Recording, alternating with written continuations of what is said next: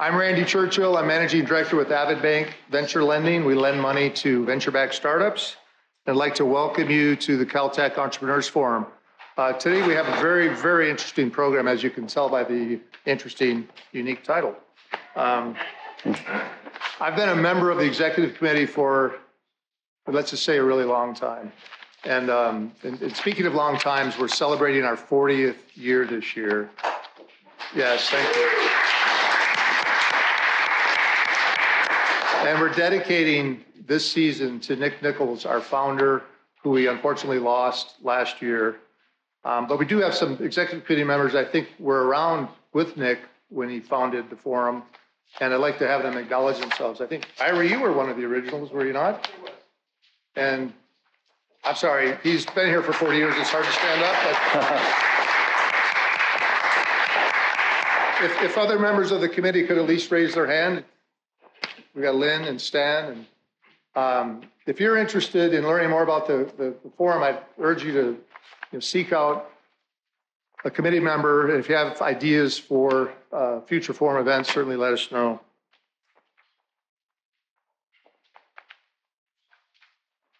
A couple of housekeeping items before we get started. So if you need Wi-Fi access, it's the Caltech Visitors Network.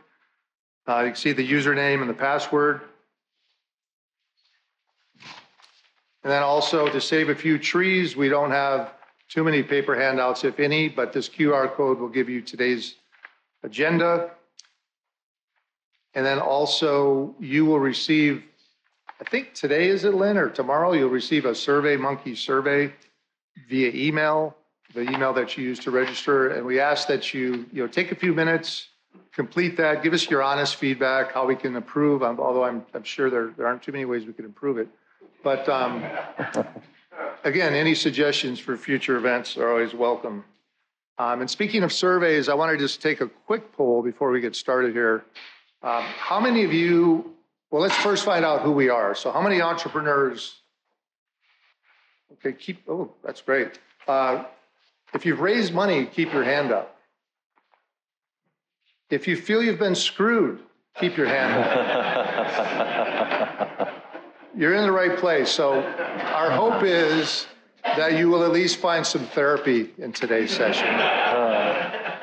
And even better yet, maybe some strategies and tactics and techniques to not get screwed again.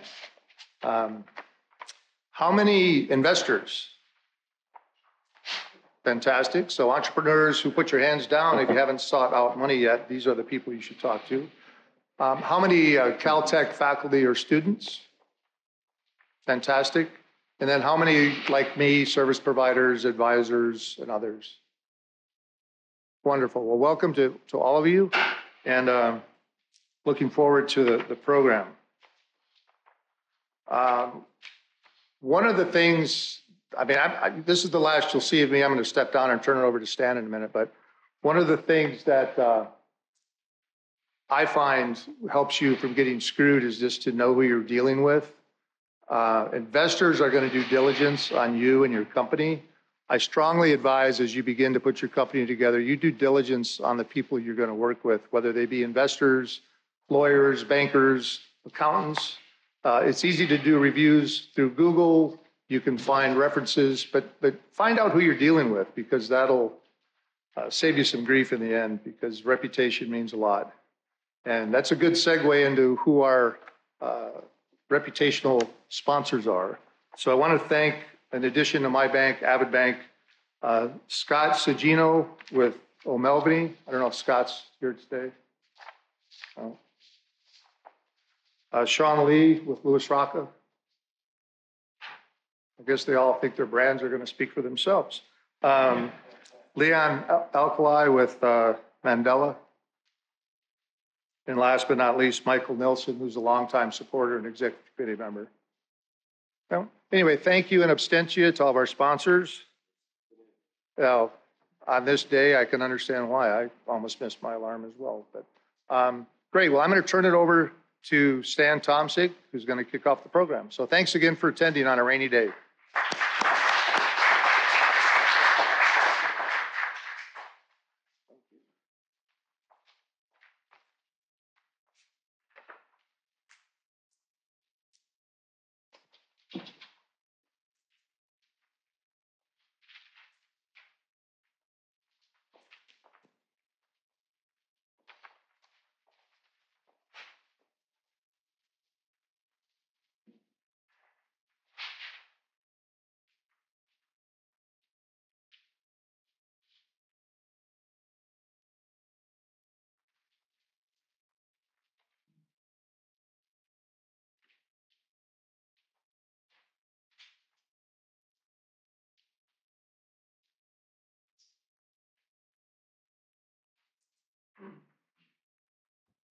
Progress, right? Thank you, Randy.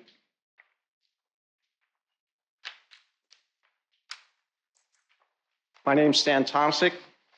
I'm Chairman Emeritus of the Executive Committee and Managing Director of Magna Point Group, and a member of the Pasadena Angels, many of which are here as well. I'm also the LA Metro Director for the nation's largest clean tech accelerator, the Clean Tech Open. Totally amazing 40 years of putting these monthly programs and events out to you all. I've been involved for it for 24 years. Don't want to age myself, but I am. It's been a terrific ride, and we certainly are all appreciative to Nick Nichols and the efforts that he did since 1984 to bring this program to it. Now on to the program. Thank you all for coming. We are officially in June gloom. We're no longer May gray. Amazing, these things.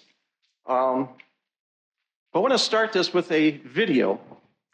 And this will be a quick video of one of our past presidents, a great president, Teddy Roosevelt. And the name of that is The Man in the Arena.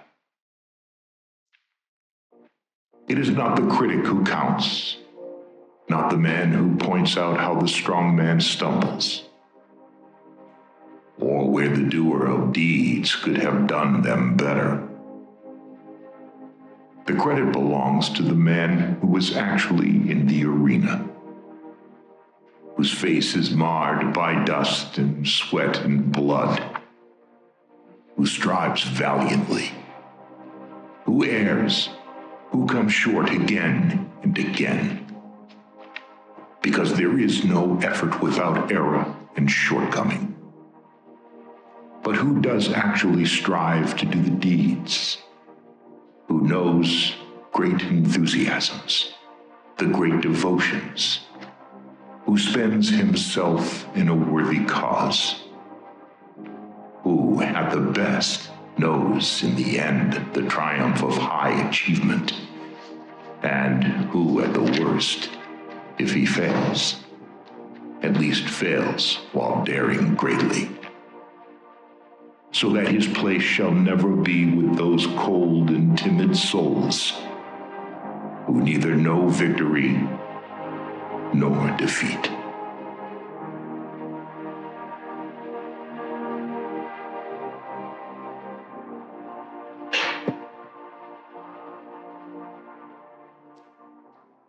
So worth repeating is who at best knows in the end the triumph of high achievement, and who at the worst, if they fail, at least they fail while daring greatly.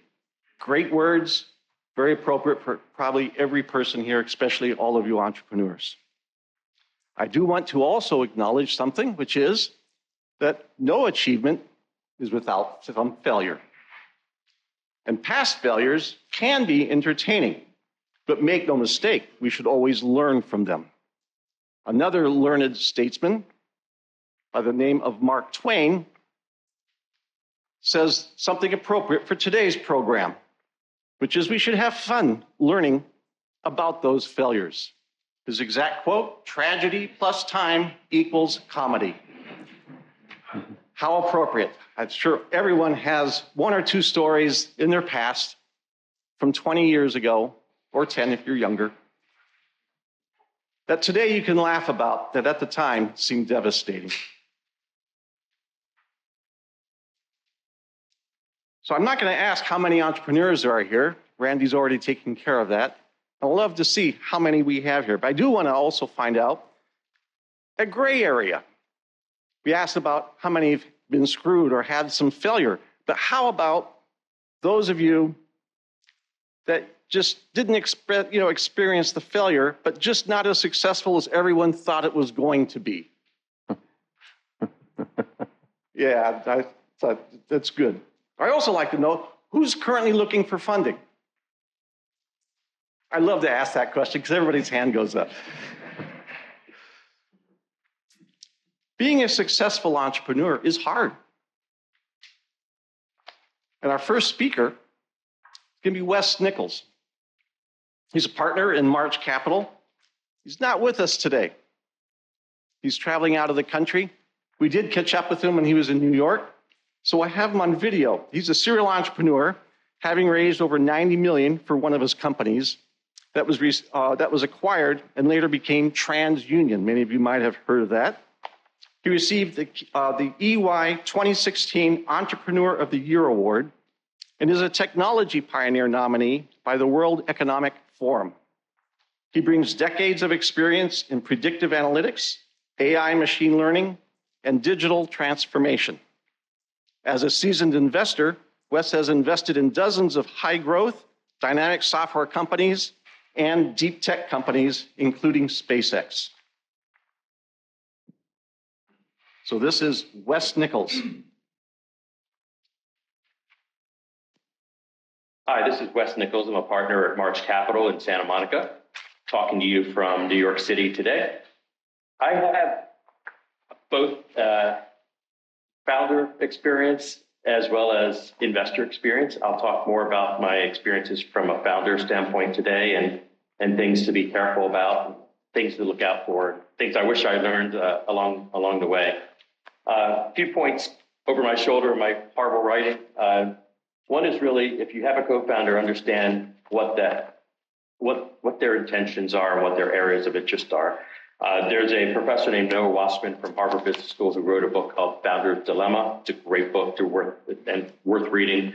But he looked at 10,000 companies and found that they're essentially people on the spectrum of those who want to be rich or those who want to be king of their domain. And by being king, you give up less control, but you have more of a fiefdom. And by being rich, you give up more control and bring in investors. And there's a risk of bad things happening, but it also has a higher upside. Those companies that are focusing on the rich side of the equation tend to be much, much better culturally in terms of growing and scaling than those on the K side of things. I've had one example where I had partners I had a partner who was very much in one end of the spectrum versus where I was, and it showed in terms of the business outcome, versus another company where we were perfectly aligned and it was a 30x difference in terms of a business outcome. I think the other piece, number two, time is not your friend. Not only from a sales standpoint and from a hunt standpoint, but also from an investor standpoint in terms of closing deals. One example is we were in the process of closing a large round that dragged out over the summer in 2008, and the deal was set to close on the day Lehman Brothers went under in New York and the beginning of the global financial crisis. That investor called us and said, "Deal's off, we can't do it, our investors aren't going to allow this." And we were looking at about 3 months worth of runway. So we were, almost had a near-death experience, almost had a death experience. And I think that's a continued example that once we lived through that, we realized that time is never our friend, to always be pushing and always trying to move things forward because the context changes so frequently. Particularly these days, we're seeing the context change as it relates to investments. The cost of capital is substantially different than it was even 2 years ago. And that changes the dynamics as well as the power relationships that we as founders used to have. And I think it's changed pretty dramatically. I think the third point, be paranoid, is something that you've probably heard a few times. It's something we lived and breathed. We kept very little information on our website about our companies. We kept low profile. We didn't share much because all we found was every time that happened, we saw competitors, particularly the incumbents, that were completely going to be disrupted by our technology. And most recent company Market Share is a great example of that. They were scared to death, and they were trying to emulate everything they could find out about our company and use those same words, even though they had no way had they built the technology or the capability to develop what we had developed. So we just said, let's keep a low profile and let's not, let ego get in the way of business and momentum. So I think looking at that from an employee standpoint, looking at understanding the employee relationship, they're not your family, they're not your best friends, they're coworkers. Things like that, understanding that and setting those dynamics is something I found to be very helpful. I think the other point, be ruthless, is kind of self-explanatory. If you think about the nature of entrepreneurship, it's a pretty crazy idea. I mean, here we are creating something that's, probably never been built before, that the people that you're trying to sell it to have never thought they needed it before because they've never seen it before. And they're sort of happy with their solution.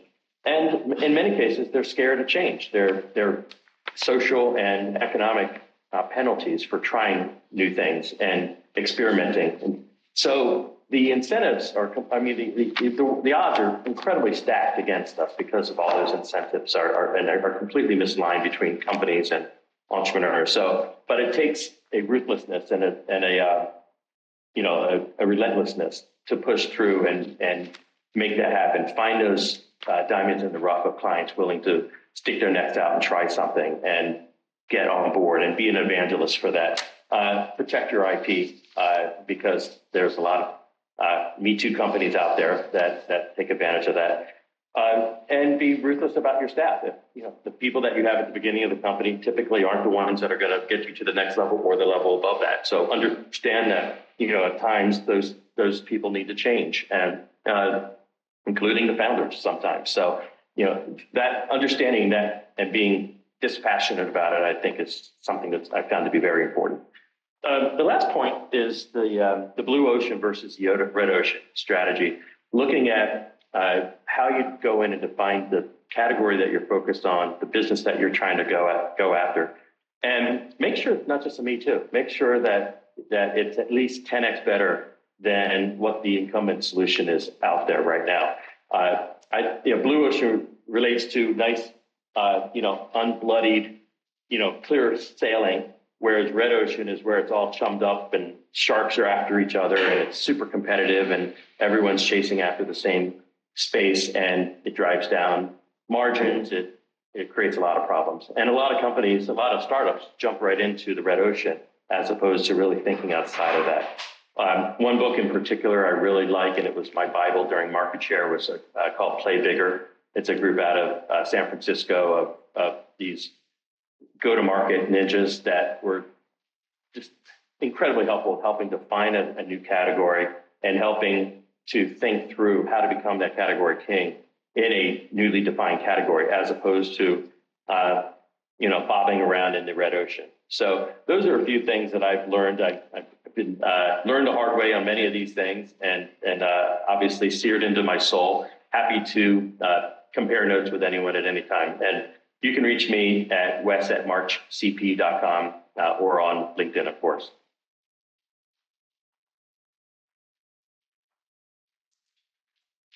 So the two main functions of entrepreneurs are: one, first, taking the risk of developing new products and services, and two, successfully bringing those new products and services into the marketplace profitably. So an entrepreneur is a person who starts a business, is willing to risk loss in order to make money. Sounds simple enough, but as Wes Nichols stated, there's a lot that can happen, and all of us can learn from that. So how is it really working out? There are those that say you're not a true entrepreneur unless you've had some failure. It's a badge of honor of entrepreneurism. How often does that happen? Well, Small Business Association, the SBA, states that 30% of new businesses fail during the first 2 years, and over 50% during the first 5 years. And that ultimately, almost 90% fail. So how many companies does that really represent? Well, according to the Fallery.com research paper done a few years ago, about 5 million companies are started each year. And at that 90% SBA ultimate failure rate, in the few minutes that we've been talking about this topic, 85 businesses have failed. So how do you now minimize the risk of becoming one of those statistics? Well, by listening to the experienced experts, such as our presenters today, and learning what worked for them, what didn't, and how they pivoted to make the standout successes and careers that they're currently involved in. We have terrific speakers for you today. All of them are successful and have their share of failure and hopefully minimize that getting screwed portion. But in all cases, they have great war stories and wisdom to share with all of us. And they're truly gurus of entrepreneurism. Now I'd like to introduce today's moderator, Joe Sikta. Joe is co-founder and CEO of VRI Studios, an entertainment production and technology company, and Public Pixels Media, which provides production services for state and federal agencies. He is an Annie Award-winning and Emmy-nominated writer, director, and executive producer for Warner Brothers, DreamWorks, Walt Disney Company, and Mattel Television. He's recipient of the Humanitas Prize for Excellence in Children's Television. He's also a member of the Caltech Entrepreneurs Forum Executive Committee. Please welcome Joe Sikta, who will introduce the rest of our speakers and moderate today's discussion. Joe?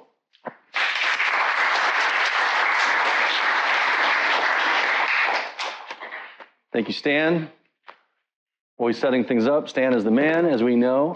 And when Stan and Lynn asked me to moderate this today, we really decided this was going to be sort of a fun weekend. You know, we're going to shake off sort of the stuffiness a little bit and just get into some of the war stories and some of the fun. You can tell by the title, you know, how I got screwed in startup land. We're going to be a little looser. We all have stories about how we got here. Our distinguished panel that we have today are absolute rock stars in this space, and I cannot wait to learn from them as a startup founder myself. I'm going to learn just as much as anybody. I'm going to do a dramatic reading of their bios, which they wrote, I'm assuming. But why don't you guys come on and take the stage, and we'll stare at you while I say nice things about you. Let's hear a round of applause for these guys showing up today, please.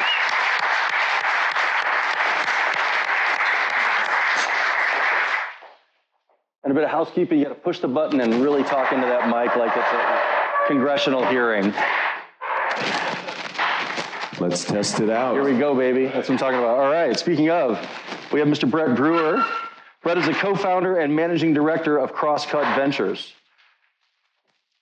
He has a long-standing track record of building, operating, and selling successful companies. Started his career as an early internet pioneer, co-founding Intermix Media in 1997, just 2 years after graduating from UCLA.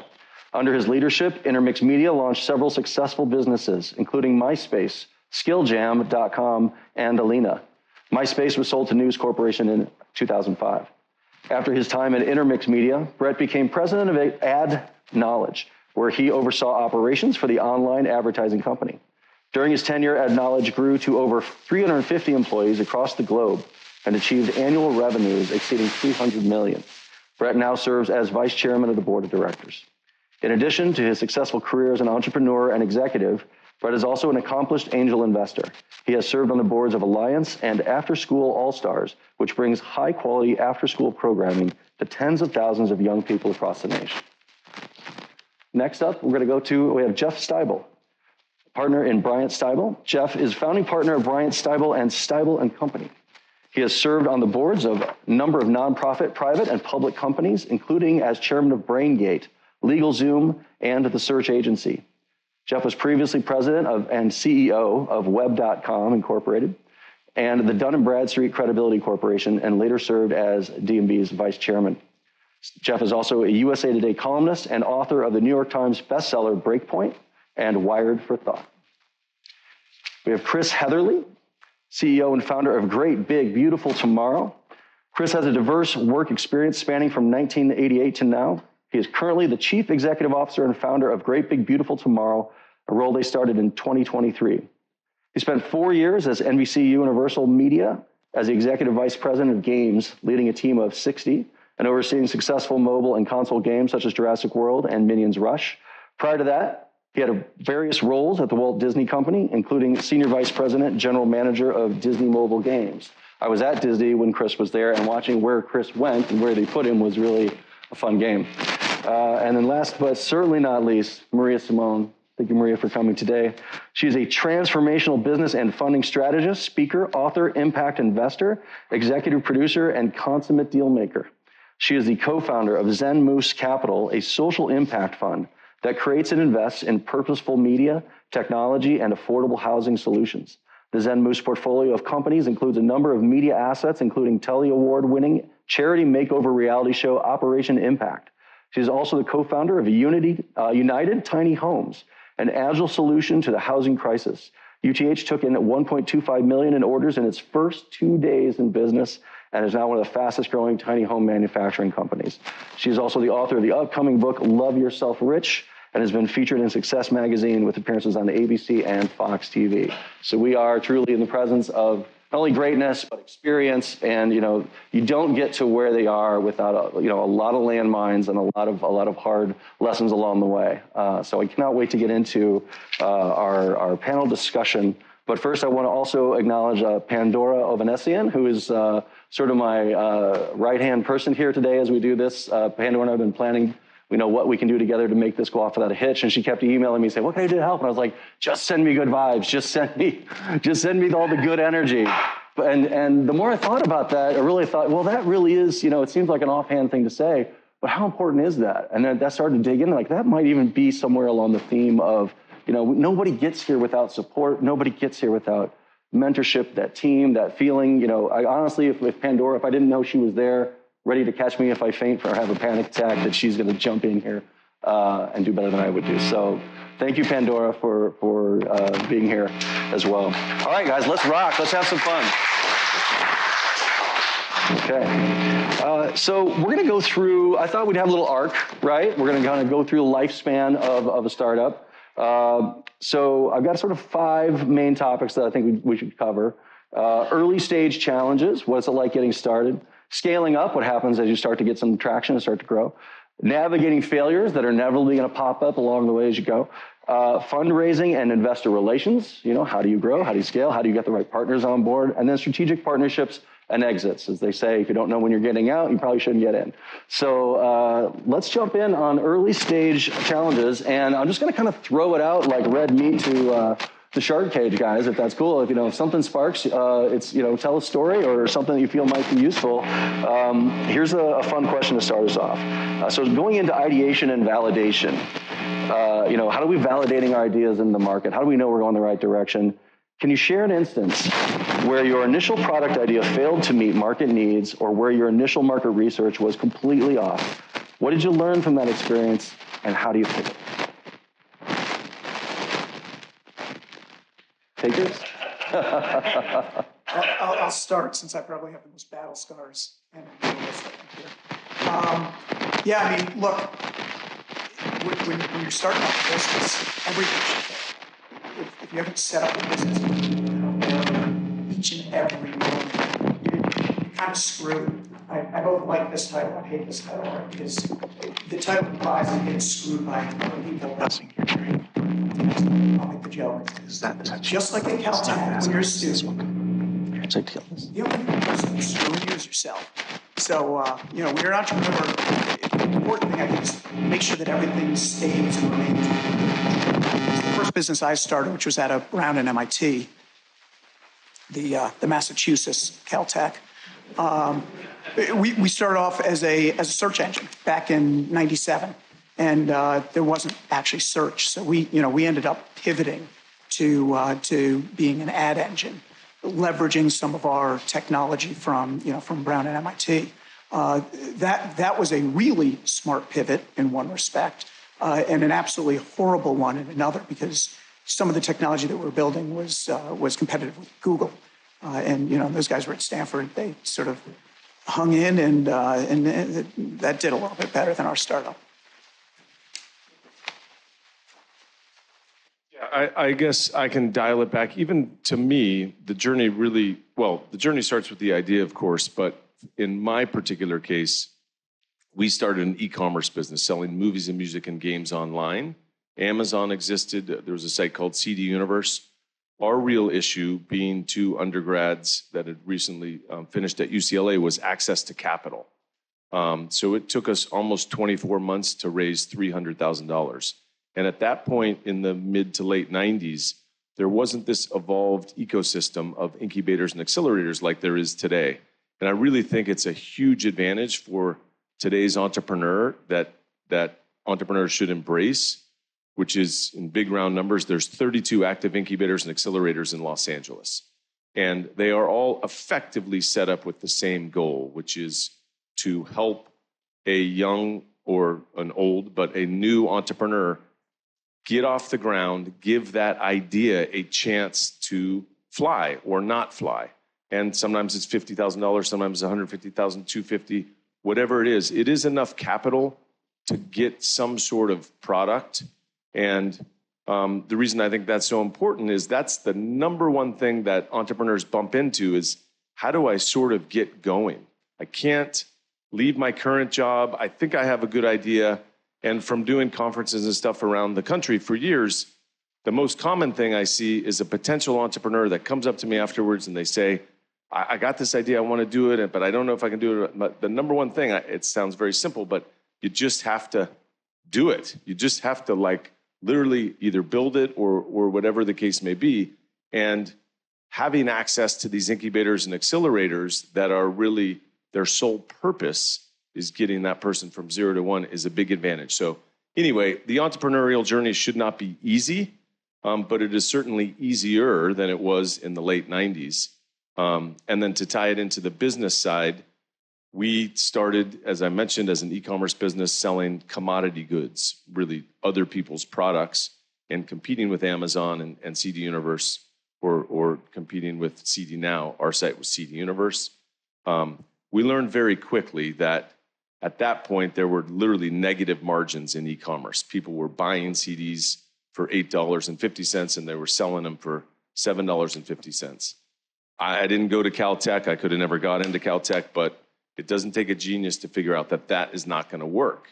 And so one of our things, because people were willing to spend $75 to $100 to get a new customer, we figured out that there was all this online gaming traffic.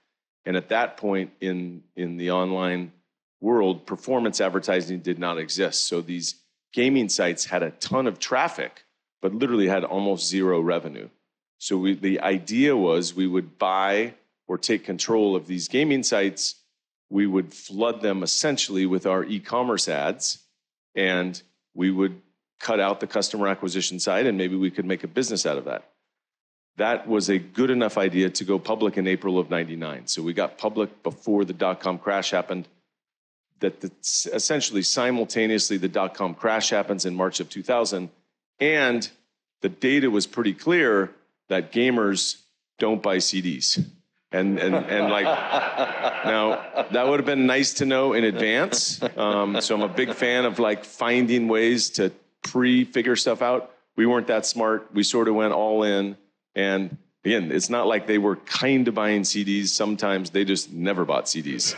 So we essentially in early 2000 packaged up the e-commerce business, sold it, and went headfirst into building casual games, became one of the first casual game developer on the internet, and the rest, as Joe mentioned, sort of worked out when we started MySpace in 2003. But I guess my quick learnings there to tie it before I hand it off to my other panelists are being really reactive.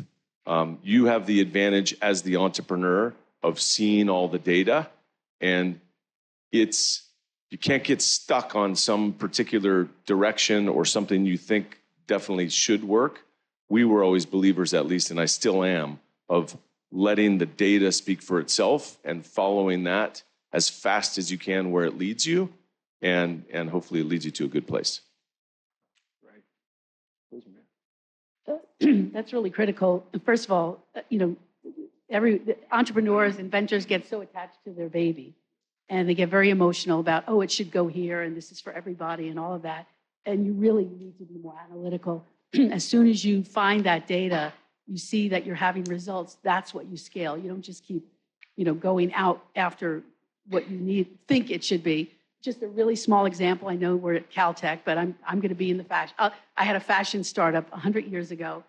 Really small example, because I'm a big believer of blue ocean strategy. And so it was a silk accessory company.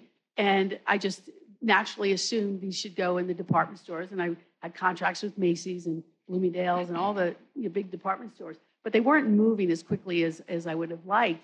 And I said, okay, where is our market now? Where is an untapped market? And I realized they had more of a travel bent to them. They feature different cities and things like that. And so and it was so competitive in the department store. So, if you're going where all your competition is, you're going to spend more money in marketing, you're going to be lost. So I said, where else can we go? And so we chose to go into gift shops in hotels, and we got the airport contracts and things like that. I had zero competition in those places. All my competitors were in the department stores. And so that opened everything up. So I really always look for opportunities, where your competition is not. I think that's really critical. Excuse me. I think that's very critical when you're trying to launch something and you're trying to find your market. And don't get attached to it. Get rid of the emotion. It's really typical to do, but be very scientific and test. So, Maria, can I follow up? What was your first emotional connection? What were you married to that you had to learn not to love it so much? Did you have a moment in your career somewhere where, like, this pivot, you were throwing so much spaghetti against the wall and it looked like a Jackson Pollock painting? How did that? Gosh, I'm having a little PTSD moment. Right this whole day, it's therapy. All these stories, emotion. I think everything. Well, initially, I came from the corporate world, and my first foray into entrepreneurship. So in the corporate world, I had big budgets, very successful. I for some reason, I was not attached to that. I did very well. Once you're on your own, now you have to eat what you kill. So now it's your money, and all of a sudden you get the deservability, right? Do I deserve this? All the emotion. It's a very confronting process to be able to to start something new. And think about it, when you're innovating, you're doing something different. You're not going to get the support from people that you think you're going to get if you're doing something that everyone else is going to do. So you're constantly judging yourself. So I think, just in the beginning, it was, everything I did was really emotional. I spent too much time trying to prove that I was right rather than listening to the data and getting outside validation from other experts, I think, initially. So now I'm different. I have no attachment. It's like, okay, what are the metrics here? What's the data? And I can move on a little different. Wow, that was like, I went back like 40 years right? there. Get it out, right? Well, you got to have the passion. You got to have the fire in the belly that keeps you going through this process. But then you have to have the wisdom to listen to the data and pay attention to ultimately. Please. Regarding passion, you're going to fail. You're going to screw up constantly. You're going to constantly screw up because if you're doing things that no one's doing, you have to find a way. You're forging a path. And you have to have that passion, but don't get attached to the path so much or have the passion so that when you hit, these obstacles, they're just speed bumps. Most people, because I don't believe in failure. I think if you give up, when you talk about businesses that fail, there's really no reason to fail. Because if you're really passionate about something or passionate about, a certain goal or outcome, you'll find a way. There's always a way to do something. I think most of the failures are people that really just gave up. So if you're passionate and you're purposeful, you will find a way. The obstacles will be just speed bumps instead of mountains, and it's so critical right now. So I don't do anything that I'm not passionate about. I don't do anything just to make money. I don't invest in anything that I don't love. I don't love the people. It's just not worth it because I know if I don't get excited about it, I'll let it go and it'll fail. One thing I'd add to that is that as a founder, you start with something. You have to balance the passion with it because you have an insight that led you to start this business, and you want to realize that and manifest that. And when you look at the data, the only caveat I would give to everyone will tell you be data driven, but I hold it the whole time. It's like the United States. It's like the United It's like a congressional hearing. Yes, Senator. But I think everyone will tell you to be data driven, and you should be, but I think you always have to separate the execution from the underlying idea. And you have to give yourself a few at-bats with an idea that you really believe in. And I think maturity is sort of, having an honest conversation with yourself about how many times and from how many angles am I going to try this before I just, recognize that it's not, clicking. And so there has to be a balance there. Because there are lots of ways to misread data and take the wrong lessons from it. And sometimes one experiment isn't going to fully inform you. You need a couple different whacks at it. But the other thing the question brings up for me is I'm in the Web3 space, so crypto-based gaming. And there's lots of pros and cons. It's the Wild West, and there's a lot of pros and cons to the space that I'm in. But one of the pros, I think, is this idea of building in public and community-based entrepreneurship or starting a company and building a community from the very beginning. And what that really forces you to do, Jeff Bezos used to have this thing where he would, before, whenever a new project got kicked off at Amazon, he would say, start with a press release. And I've often found in my career, partially because I have a journalism background, communications background, when I go to write a press release or try to articulate to other people what it is I'm trying to do, not investors or people who are like smartened up, but to sort of average regular consumers or whatever, that it really focuses my thinking, and forces me to refine my pitch. And one of the good things about building in public, this kind of phenomenon that we're doing now in especially in Web3, is that you get a lot of community feedback. And then the question is, how you can get really bad ideas along with the good ideas. So you have to know how to kind of sort the feedback that you're getting. But what it's teaching me is not just how to validate kind of my underlying product idea, but also how to position and market it and how it resonates with that audience, which is different from making stuff for the Web3 DJing community is very different from making games for, I made a lot of match 3 games for adults in middle America who are playing while they're watching television, and half paying attention. I've made, core games for, real hardcore gamers who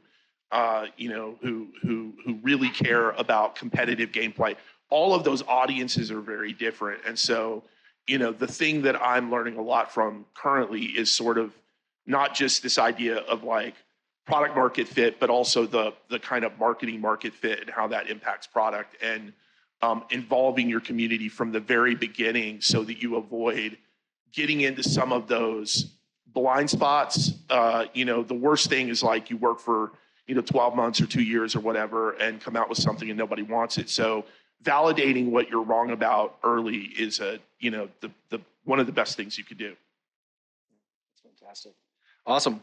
Let's keep rolling. This is great, you guys. Thank you so much. I think, I just want to say first, I took that Web3 ride, and watching you go through it, and now you're in the gaming, figuring that piece out, what that community that's sort of so specific and niche and vocal wants, there's a lot of pluses to that kind of engagement because they're giving you that real-time feedback, right? So the challenge is that it's a whole new blue ocean, and we're trying to figure out where they're very easy. They want to get rich. Yeah. Oh, yeah. Right.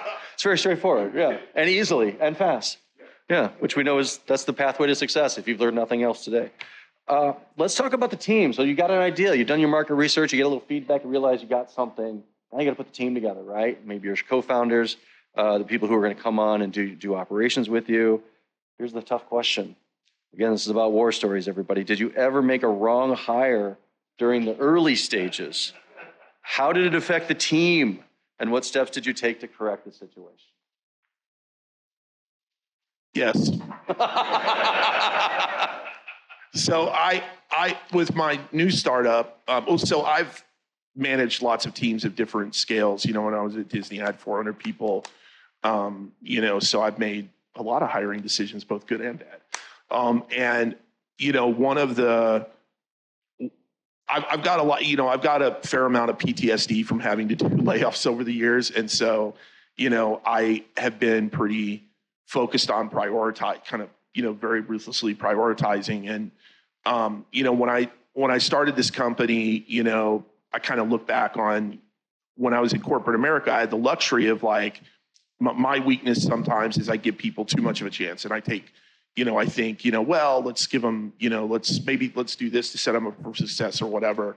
And in a startup, time is not your friend. So, one of the deals I made with myself is like, look, if people are not working out, like you got to cut them, and you got to do it fast. And I had a guy that we hired, and I still don't know what the issue was, whether it was work from home wasn't for him, or he wasn't a strong communicator or whatever, but it just wasn't working out. And I let it run about 3-4 weeks, and I was like, okay, this is just not, like, he's not gelling with the rest of the team, he's not communicating, he's just not working. And I pulled the plug on that. And it was like pretty unemotional, because my attitude about it was, look, this just, it's not clicking here. Like, it's not about you. You're not a bad person. I don't need to, I'm not going to yell at you or anything. It's just like, hey, it's not working out. And I think you have to take that attitude that, sometimes there's a tendency to get in and problem solve, like why isn't it working out, and how can we make it better? And you have to do a little bit of that, but you also owe it to the rest of the team that, like, you're only as strong as your weakest link, right? And so you have to, you owe it to the team to get rid of people who are not pulling their weight. Yeah, to me, and I'll just try to talk real loud because I can do that, and I can see in the back if you can hear me. Thank you. Having the advantage now, Crosscuts, this fund I started 16 years ago. We made 175 investments over the 16 years. We are a seed investor, so I get to see lots and lots of companies basically at their relatively start. And the most important thing at this point to me is a balanced co-founding team, a team that really works well together. So if you're in this room and you're very technical and you're going to start a company, I am a fan of, at the start, finding that sales product person or the marketing person or whatever it is that really will balance you out, and having that person also have meaningful equity in the business. I think the mistakes we've made over the years have been backing an individual with a great idea that has one strong skill set, and then down the road we try to bolt on another person or two, and it typically just never quite works out. So I think really setting yourself up for success at the start and taking time to do that right. We don't run an incubator accelerator, but I really am a fan of their cadence and their practice. And one of the things they also do really good job is introducing a first-time founder or two other possible co-founders to balance out their skill set. Yeah, I think as a startup, wherever you are, I think one of the fastest ways to make or break, mostly break a company, is in choosing the wrong people. People will sink you like immediately. It's not about the capital, it's the people. So I think this is really critical. As far as having founders and partners, co-founders, partners, that is absolutely critical. I find that in the past, not now, but in the past, my mistakes have been getting excited about working with someone, a certain skill set, but not really taking the time to develop the relationship, really getting to know them, really having clear agreements in place, milestones. You find it just like in a marriage. You hear people getting married and they haven't discussed children and certain outcomes, and it happens all the time in partnership because you have that honeymoon period and you're all in the trenches working hard together, and then the breakdowns happen when you start having some successes or when you start bringing in capital. At the most critical times, that's when the breakdown. So I think it's really important to choose those founders and partners wisely, have vested, have milestones, and don't give up so much equity immediately. Do vesting periods and things like that. As far as team, surround yourself with, great talent, people that will open doors for you, evangelists. You got to have that sales. You have to have the management. Like, really take the time to surround yourself with those key people.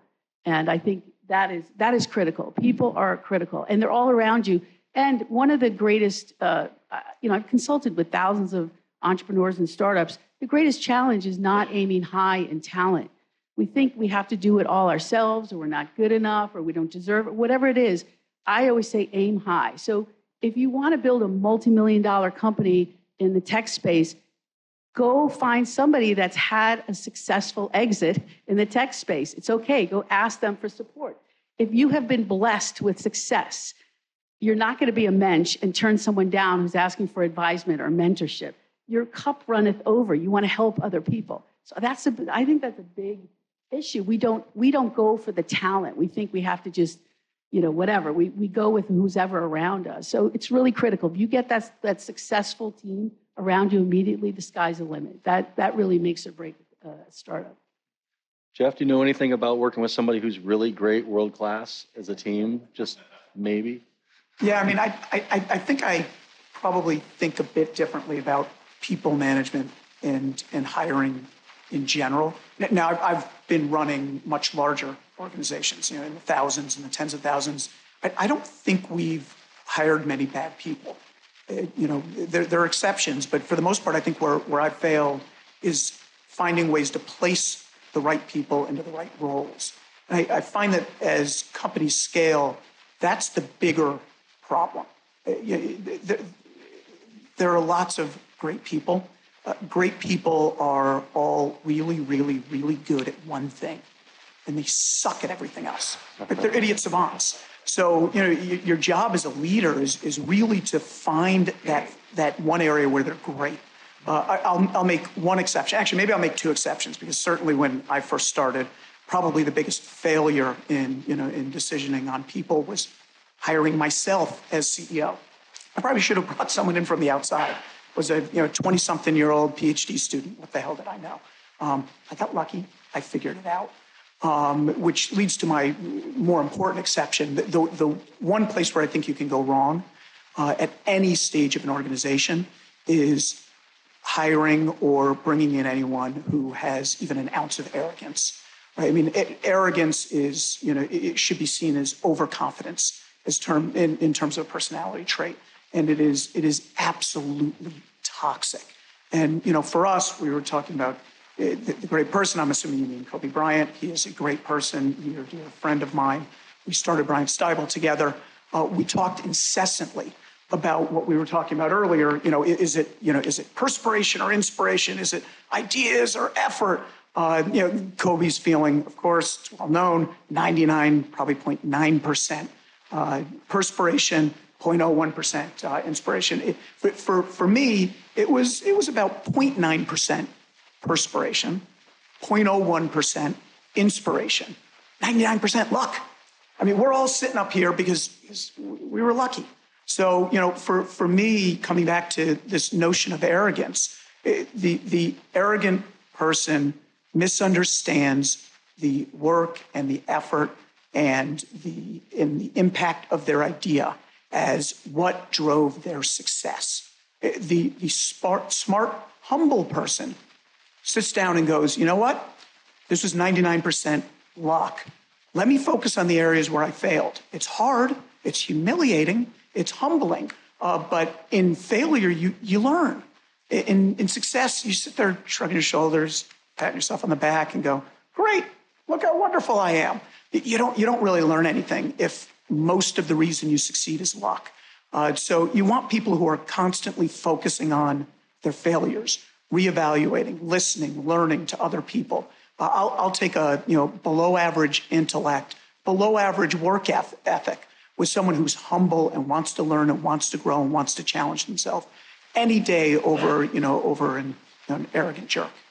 The number one red flag for a seed investor that we see are when the CEO type or even the founding team has that level of arrogance in the initial pitch when we're kind of brainstorming ideas with them, and you can spot it. Obviously, business is about pattern recognition.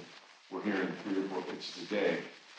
As soon as you see that individual or team that is already kind of feels like they have it figured out, the nice thing is we saved a bunch of time. We get to move on and move on. We have no competitors. We're so much better than everyone else. Exactly. One other thing I add, that you guys can go into, it's kind of obvious to say, but when you're in a startup, especially early stage, you have to have people with the risk tolerance to be on, because they may not be the founder, but they're an entrepreneur with you, you know?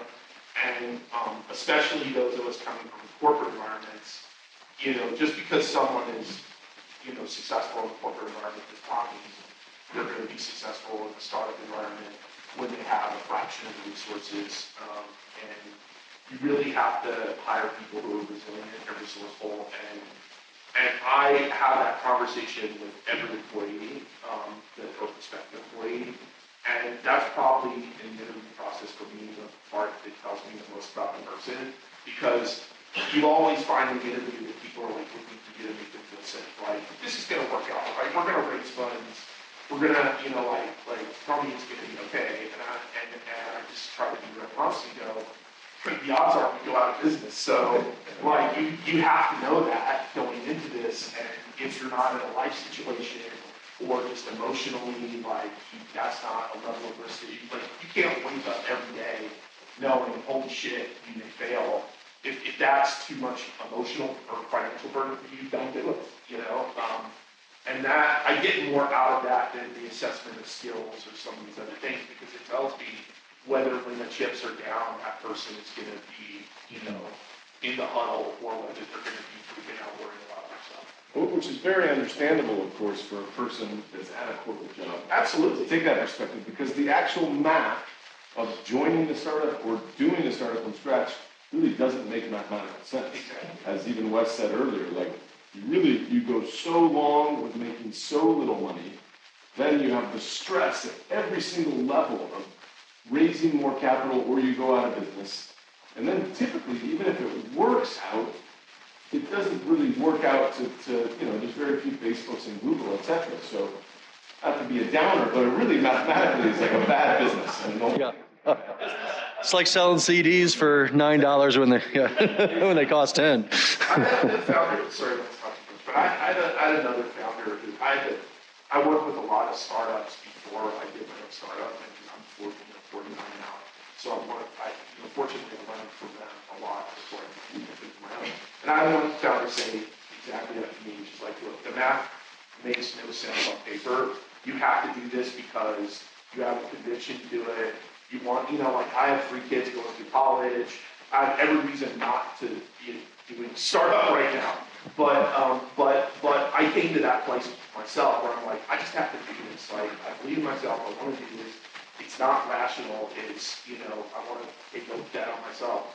And if you don't have that conviction, it's going to be very hard to run the problem. And by the way, I think those 2 points are about the most important support here. Don't be an entrepreneur. It Yeah. sucks. Yeah. It's a horrible way to live. Listen to your mom, dad, grandparents. I'm a doctor, I'm a lawyer, I'm an engineer. It's steady, it's predictable. I mean, you know, we heard from,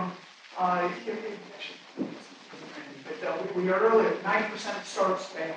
I think it's actually worse than that. The bottom line is, if you become an entrepreneur from an economic standpoint, you either make your kids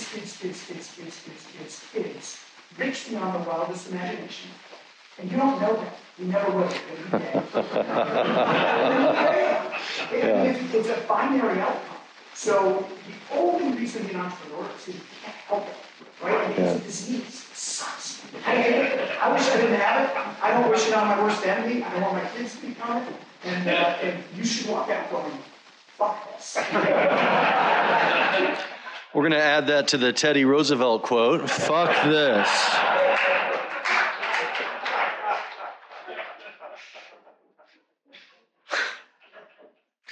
All right, this is amazing, you guys. This is a master class. It's fabulous.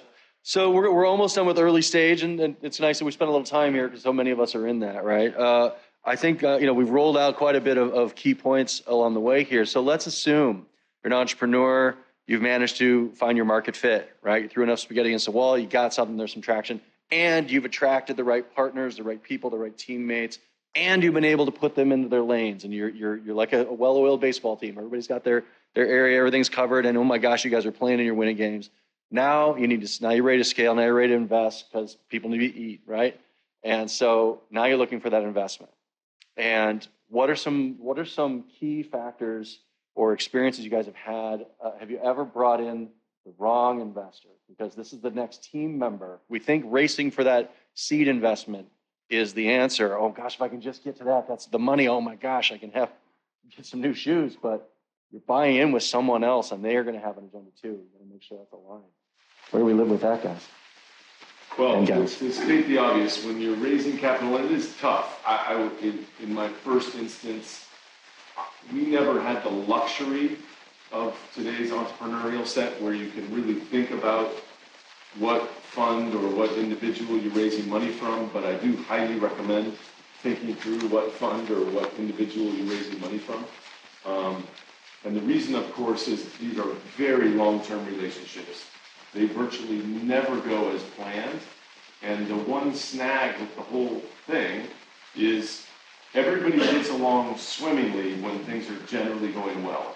But what we know in startup land is it never goes well the entire time. I mean, literally almost without exception. So something big is going to happen. Some big dramatic competitor is going to come into space. You're going to lose your Google feed. You're going to get sued by somebody. And inevitably, when that fork in the road, comes, is when the investor that never quite believed in you or had a different mindset, that's when it comes out.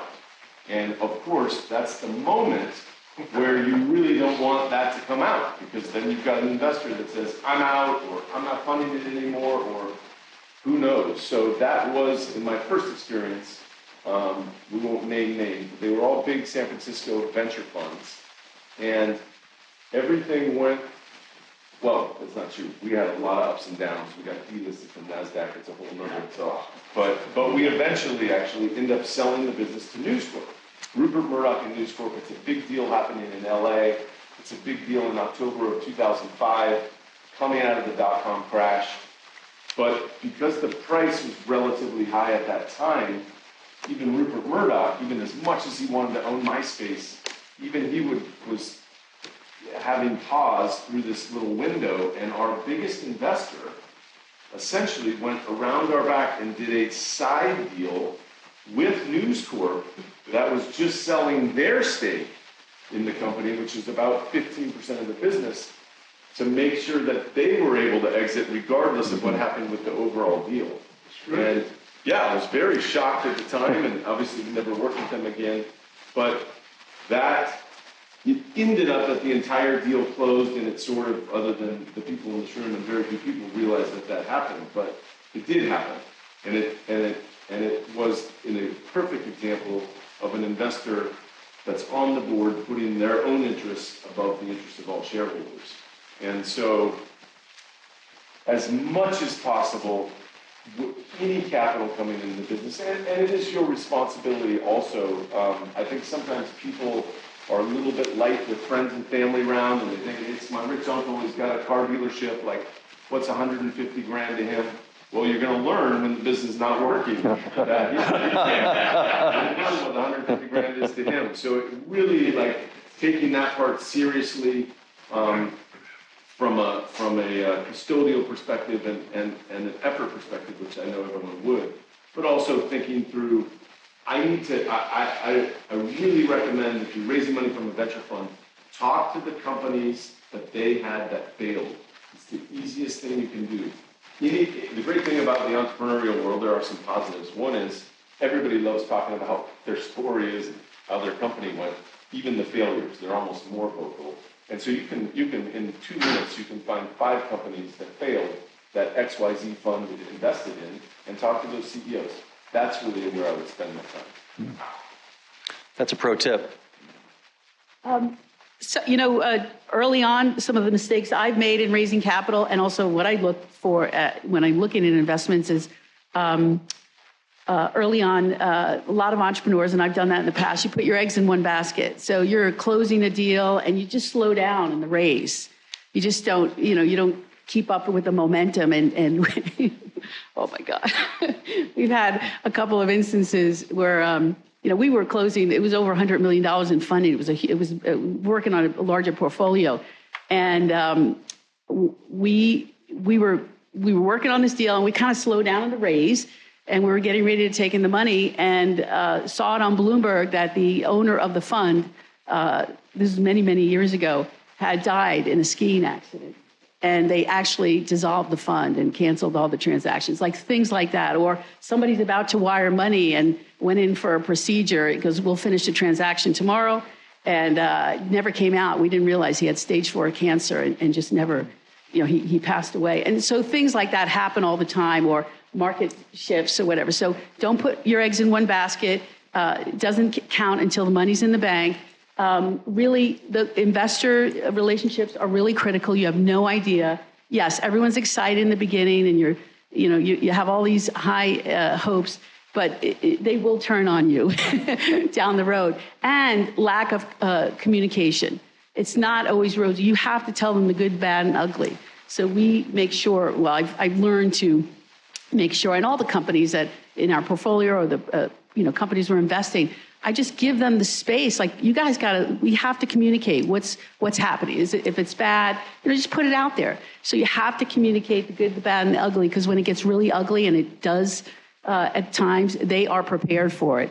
But that is really critical, and really not taking in the wrong money. Not every money is good for you. You have to understand, really get to know your investor and what lanes they're comfortable with.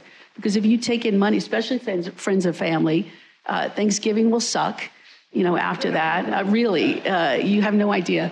And so really get to know what people are, their risk level, the tolerance, what they're comfortable with, and they have to be willing to lose the money. You have to have those conversations with people. I think it's really important. So those are some of my things early on, but even later on, ditto, but those are just I'm having such PTSD right now. You have no idea. Let's talk it out. We're going to love you through it, okay? I would argue the most important thing is alignment. And you want to start as far in the distance as possible. And I'm not talking about this, me and my team, we start with debt. Because we know everyone can get on. We're all going to out there. So these companies will not break them. And it's probably true. And then you work backwards from there. What people want personally, so you can get individual investor, not just a fund.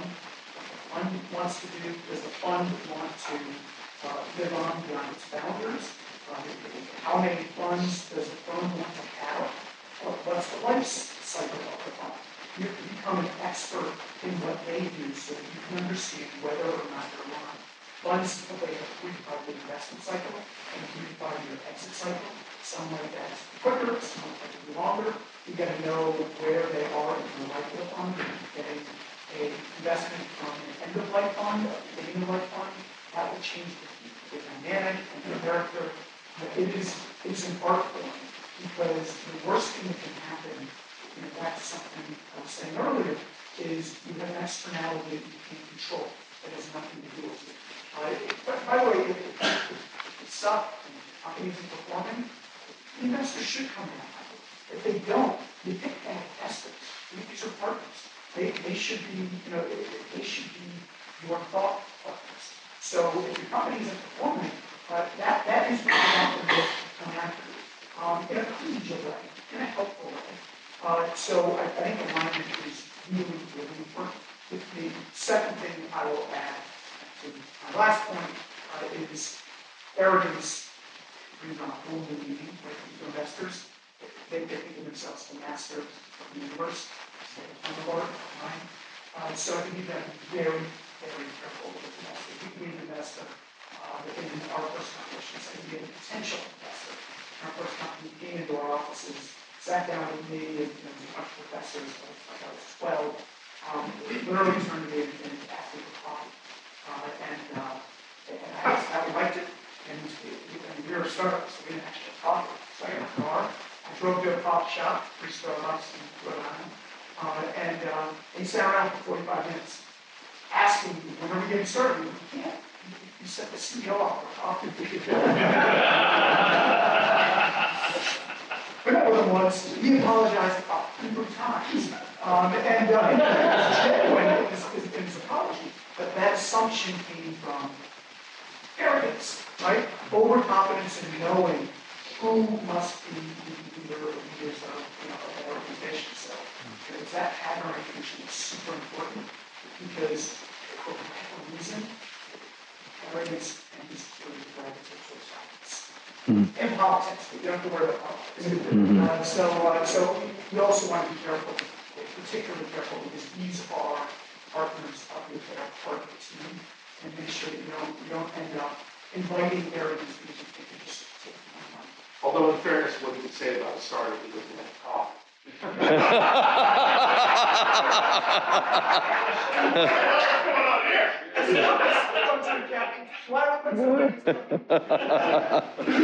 Can I just say two other quick things about capital, Bill, can you hear me? Okay. Yeah. The cost of money, I think a lot of startups overlook that. It's really critical.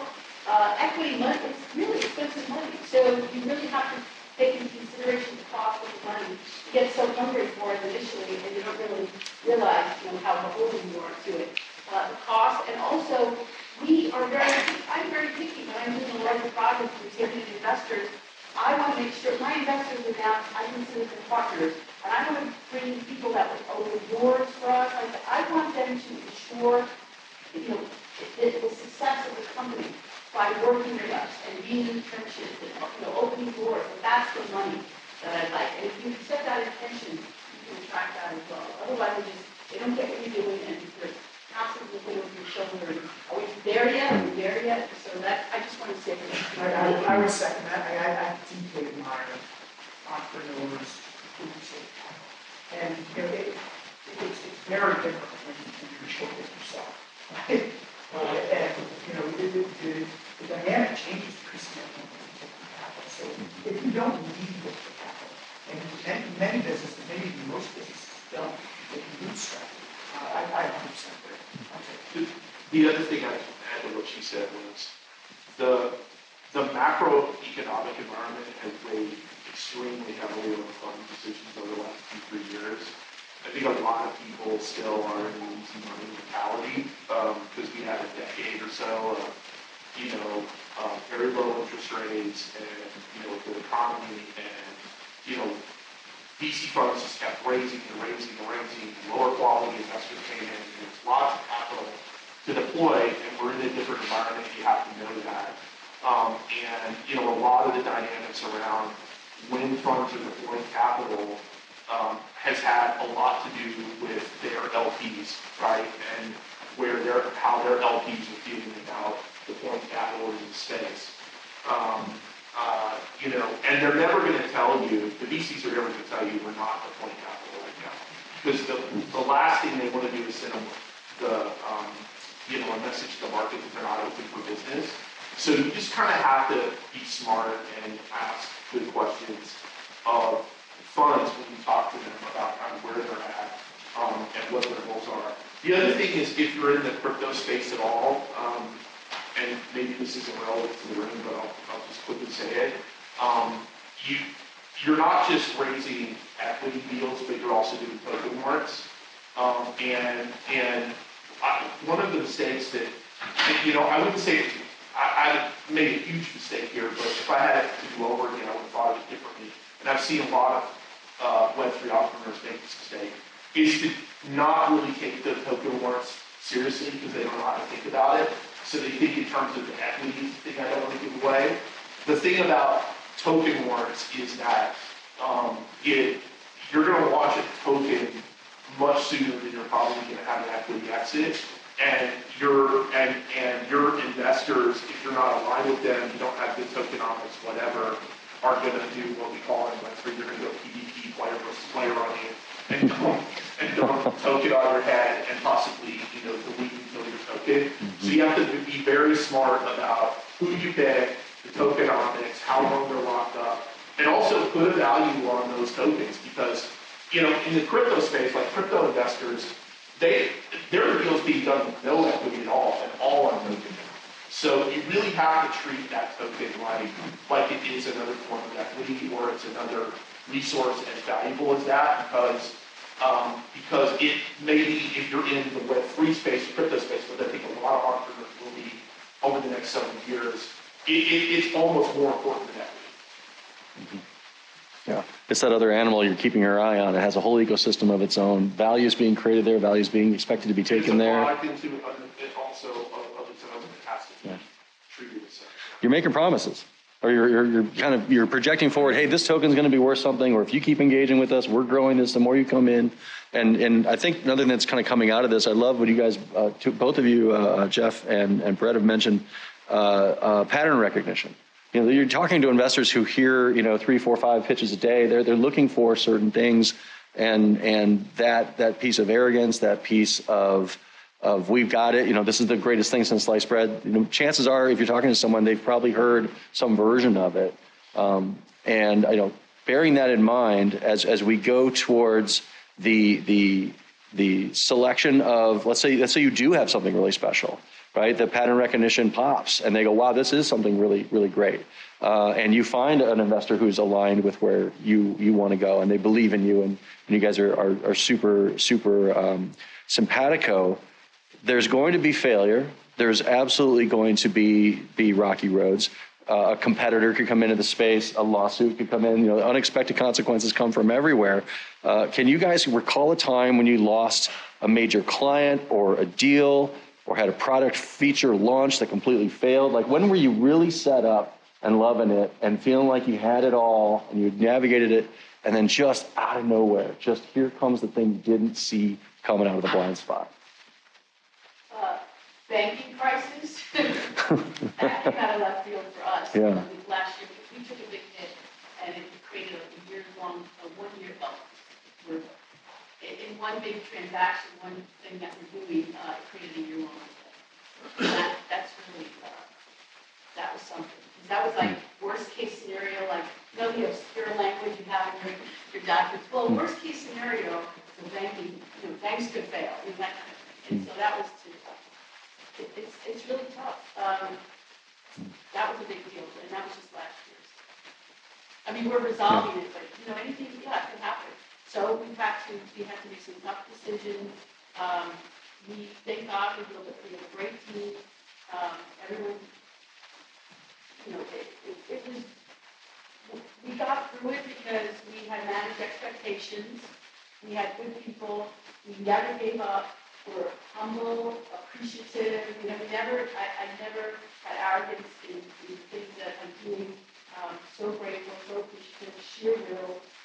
Unrelenting, so no one ever gave up on us because one big deal that we did. I feel like that propelled us. So it's going to happen. I mean, you will be crawled up in a fetal position under the covers. Yeah.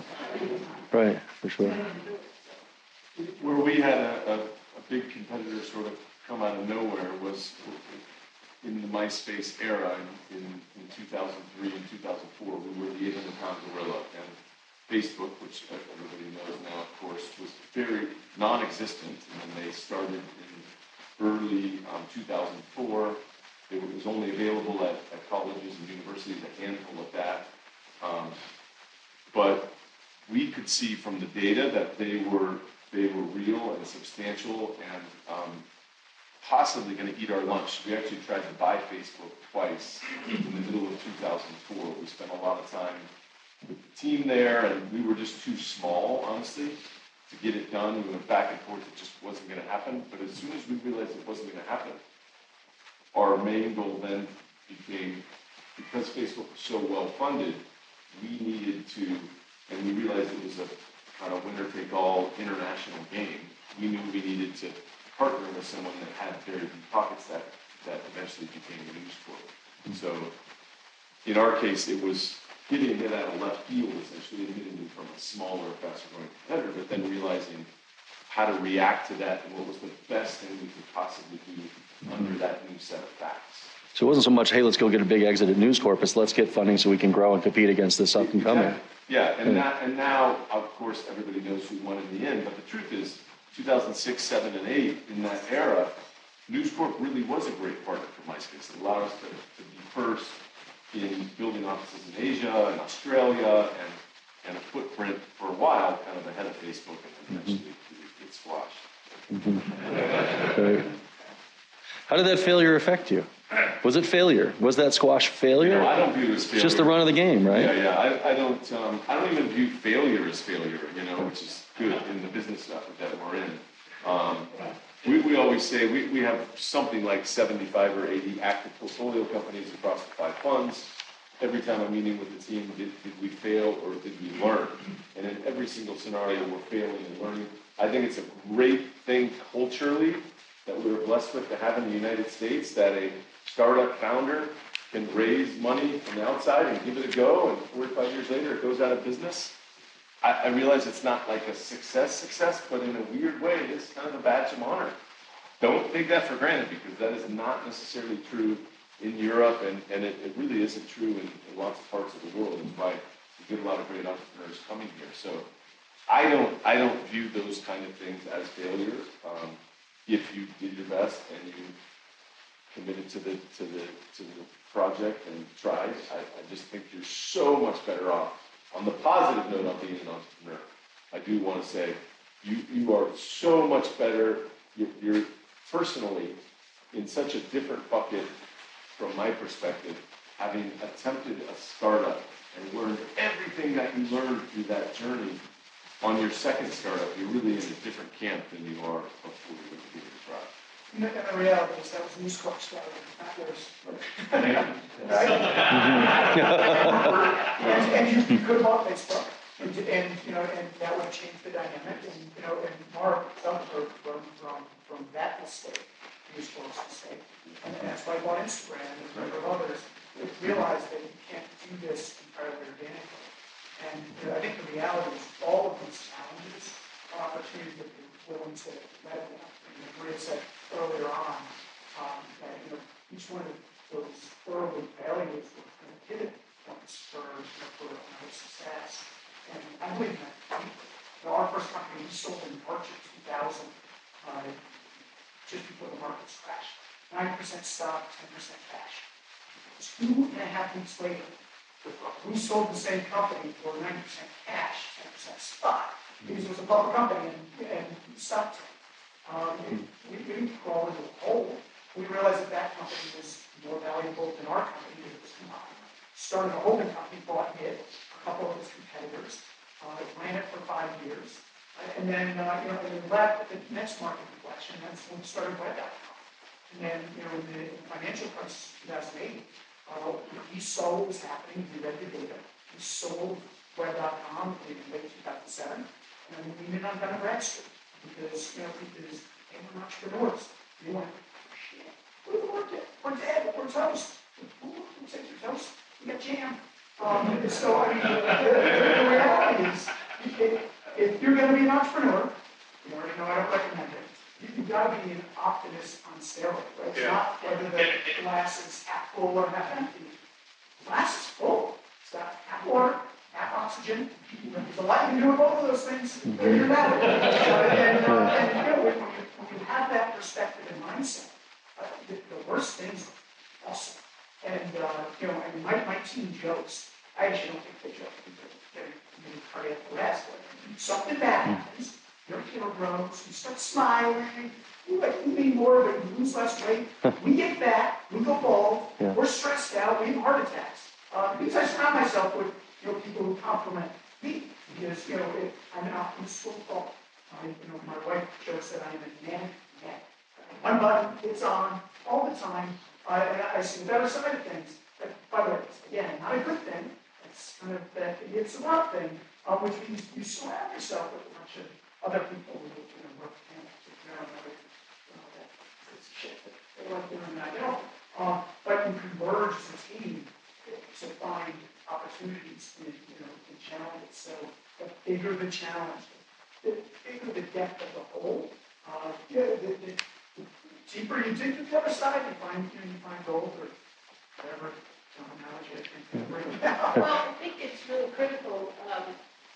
Things will sometimes, things fall apart. They call it failure. There's no failure. There's learning lessons. But when things seem like they're falling apart, don't get attached to them falling apart. Stay focused on what needs to occur.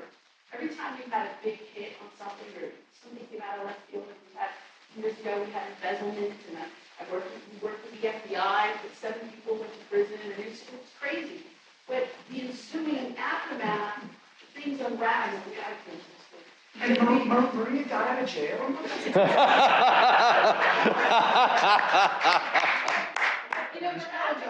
No, yeah, exactly, because, we just stayed focused on, what we wanted to create, but what happened was, that needed to happen, because things unraveled, and a beautiful new creation happened, a new reality that was much more suited to what, the direction we wanted to go, emerge. So don't focus on what's falling apart, stay focused on what needs to emerge. That's where this is the opportunity to, you gotta get out of the position.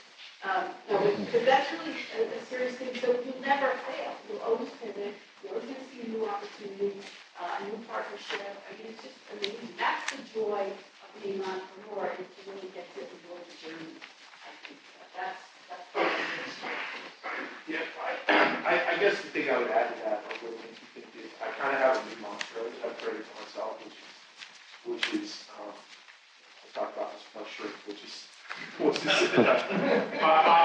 do better when I go with what I think instead of what I feel, because as an entrepreneur, you're constantly like in your head, you'll constantly have you're always scenario planning, right? So you're thinking like, what if things go well? What if they don't go well? And oh no, it's not going to work out, and then people are going to I'm gonna have to lay people off, and then what if business fails, and then, shame, and then, you can really get caught in that cycle, and you can allow emotion to contaminate a lot of your decisions, in a healthy way, and so, I like to think of myself as a good analyst, like, the market and things, and so I'm like, okay, if I was looking at somebody else's business, and I didn't have an emotional attachment to it, like, what advice would I give them?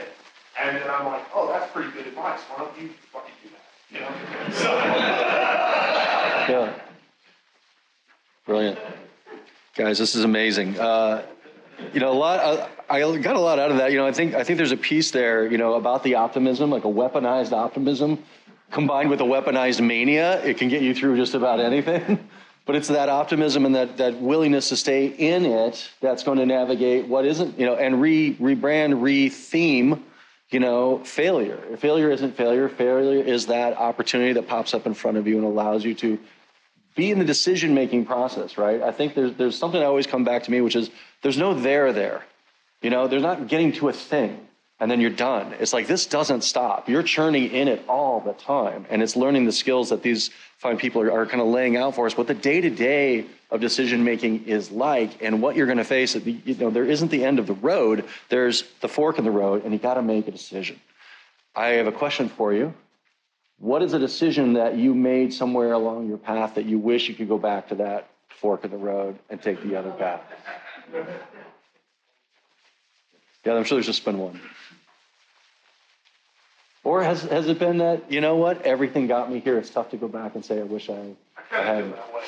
I mean, Yeah. when I went to, not an entrepreneur story, but when I went to Universal, when I was at Disney, I left Disney because, I had this games business and mobile games business. They weren't entirely happy with it. And I turned it around and kind of profitable, and I thought, oh, they're going to get behind it. And they were just such, apologies to the businesses, they were such boomers about the game business, and had such a kind of cultural allergy to it, that they had made some bad investments. They just couldn't see past kind of the failures to see what was working. I was like, I was just like, this is madness, because, clearly they should see the gaming is taking, kind of the cultural from the television. And so I had a friend who was over at Universal within my boss at Disney, and he wanted to hire me over there at the games group. And I went in, and I went to meet with the guy who was the CEO of Universal Studios, the chairman of Universal Studios at the time. And I said, and he said, what's the secret? And I was like, well, look, games go in a ditch, they come out of the ditch, you have to be committed, and you have to be principled about when you build them, but you also, you can't panic and freak out and run away, or you're just gonna lose your shirt. And I said, so I need to know that when times get tough, that you're gonna be in the huddle with me, And he says, and he looks at, he says, look at me, I will not fuck you. And he did, and you know, we built up, and we had all this stuff, we had a 12 games ready to go, and then, you know, Stringy comes along, and the media landscape changed a lot, and they were not in a position to invest in ancillary businesses, let's say. And so they pulled the plug on us right as we were to go. So I've told the story many times, and I had someone who had been in Hollywood for a long time, who probably tell me this, and said, you listen to a chairman of you listen to a studio band, and they said they weren't going to fuck you, and do that. How are you? Well, the old adage, right, is, you know, the only thing worse than getting fucked in Hollywood is not getting fucked in Hollywood, because it means you're not in the game. But look, I mean, I learned a lot from that, so I would never take it back. But I think, you know, I guess it's a good example of, like, you know, even big kind of costly failures like that, you know, as much as it kind of, like, you know, was psychologically injuring and, you know, humiliating at the time, like, I wouldn't undo that experience. Like, it's made me a more resilient entrepreneur. And I think, you know, having had the failure, like, not like little failure, but like, oh, this really sucks, you know, like, it's kind of removed my fear. I realized it when I was in corporate America. I'd say I was one of the more kind of brazen people, risk-taking people in corporate America. So yeah. But I still kind of, like, was held back by my own fear of kind of, like, things going wrong. And really failing kind of cured me of that. It's like, once you fail, it sucks. You don't want to go through it again, but if you have an entrepreneurial mindset, you realize also you survive and you learn things from it, and you become more resilient in a way. And I think if that's what you get from it, then you're meant to be doing this. And if you're not, you know, then you should, you know. And there's a great relief that comes when you make that decision and you decide to cut bait and go, it didn't work, we put the effort in, we tried, we're moving on, and it's yesterday, and you don't dwell on it, you learn from it and move forward. That energy comes right back. Especially when you know that you left everything on the field. Left everything on the field. Like, you know, with Club Penguin, I'm still haunted by the fact that they closed it down. I think it was a real mistake. So is my daughter. But yeah, I know lots of kids, but I left everything on the field. Like, I had nothing left when I walked out of Disney, and I know that. And so it's like, when I look back and go, oh, what should have this? You were like a Schwarzenegger poster, man. You were gunning for that. You had no blood, no tears, you know, like, there's nothing else you could have done. You had to. 100%. It doesn't mean that I couldn't have done things differently. Of course I could have done things differently. But I don't regret that I gave 100% of what I had. Yeah. You know? That speaks to the entrepreneurial energy and life of, you know, when you're in a big company like that, there are decisions that are made that you cannot control. It is completely outside of your scope of control. And, you know, the entrepreneur side, at least you're responsible. You have things that are in your control. And I think that's a big piece of it. And I'm actually looking at you, Brett, because I watched a YouTube video because I do my homework. You know, I love to control what you can control. Can you maybe speak a little bit about that piece? I think that's on point here. Sure. I think, you know, one thing we've learned here is there's lots of different advice and perspectives and all that stuff. One of my, I think what Joe's referencing is I have I'm a very simple-minded person. I got these simple rules for entrepreneurs, and one of the 3 rules is control the controllables. And that simply tells us that in this world with all this noise and everything, there's all these external factors that you can't really worry about. And for your startup to be successful, of course, you have to have a certain level of focus. And controlling those things that you can control is what we see is a really common theme with startups that end up being successful. The other 2 quick things. I was hoping you'd go there because it's great. One is, and I really believe in it, and it definitely applies to everybody sitting in this room, is take advantage of your advantages. And that can apply at the company level, so you can think of, we're a small startup, okay? Well, what's the advantages that a small startup has over Microsoft or Google? Lots of advantages, right? We can launch products very fast. We can fail, and it doesn't really matter. We can do things that are on the edge that haven't really been figured out necessarily, and do things that a more large corporation just can't do. So that's a big advantage. As an individual sitting in this room, what are your advantages? Well, you're at Caltech. You have access to half the people in this room already. You have access to amazing mentors. You have access to these 32 active incubators and accelerators in Los Angeles. If you're an entrepreneur in Istanbul or in Denmark or in Des Moines, you really don't have those advantages. And when you think about your place and getting from A to B, it's a really big advantage to be just starting in Los Angeles. It's a really big advantage to have the brain power that you likely have to be sitting in this room at Caltech, and really leveraging those advantages is something that you should know and be doing constantly, I guess. Yeah, that's super powerful. For me, that's a really great question, because every choice you make, it takes you down another path, and lots of learning lessons. But for me, I think in the past, my issue has been not to change something, but to say it's going to fail fast. So when you decide to go do something, if you're going to invest in a relationship with someone, not going well, in the past I've come on too long, you're going to make an investment, or you're going to put money into something and see how it goes. I have tended to linger on. Sometimes it's too long. Well, and the third bullet point is I always prefer action to inaction, which is exactly that. So in startup land, it is not going to work unless you're trying big things, obviously. By definition, you're typically not making money. You don't have there isn't really anything there that's going to work by being inactive and just the status quo. So I do think startups or any early stage company need to remind themselves, like, when in doubt, let's do it. Action always over inaction. And that's just spending a lot of time in the startup community. You get companies that should we be doing A or B or C, and they'll spend a lot of time. I don't know, pick one or do all three or something, but when in doubt, action is definitely your friend. I'd say just one thing on that, because I think the piece of that is that so goes back to the team, which is if you're in action, your team is actually learning functional familiarity with each other. At least you're playing a game. You're not stuck in sort of a roundabout. So sorry, go ahead. Did you have a comment? Yeah, Jeff. I have a non-comment.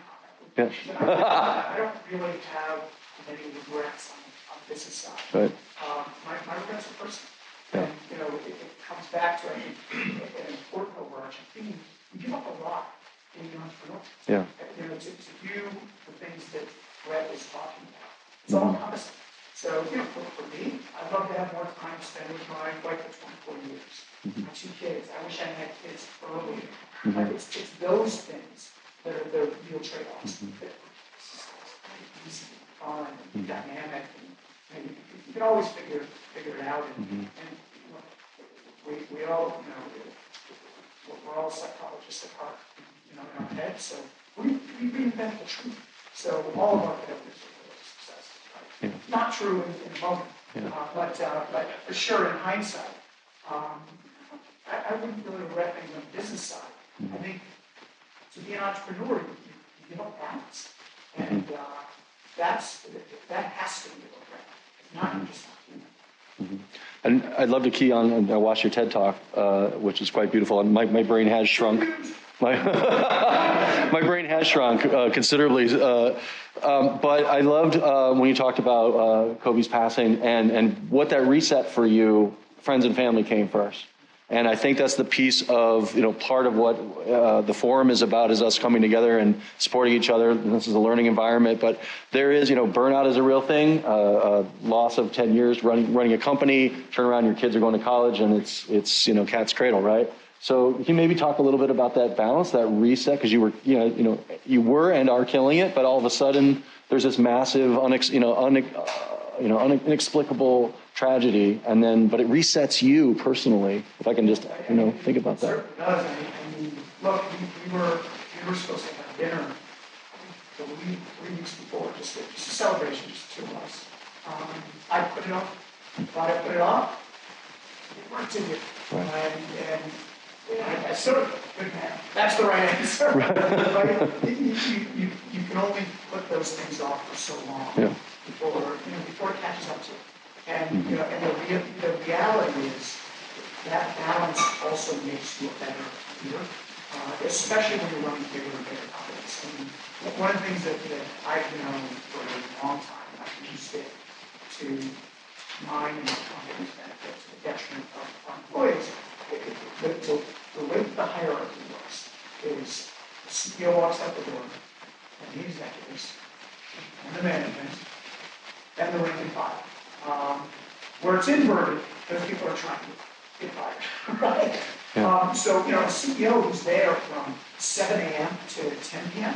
has an employee base that also isn't going to have that balance. And, the thing that I've learned with age is you get more perspective to the working order by being able to step back and reflect. Whatever it is you do to step back and reflect, whether it's going on a date, hiking, being with people you care about, just having a very different dynamic in the office. So, some of the things that we do, because they are tricks, they're heuristics, because we are a weird bunch as entrepreneurs, because if we don't use these heuristics, we will fall back into a pattern of work, because we love it. So on my calendar, every day is lunch. Weird, from 11:31, it's lunch. Doesn't mean that I'm not working. It's a different style of work. I'm not allowed to eat in the office. So I go out with friends. He eats more sushi for his time. It's incredible. I consume a lot. You wouldn't notice, but if you saw my team, they're all that fast. But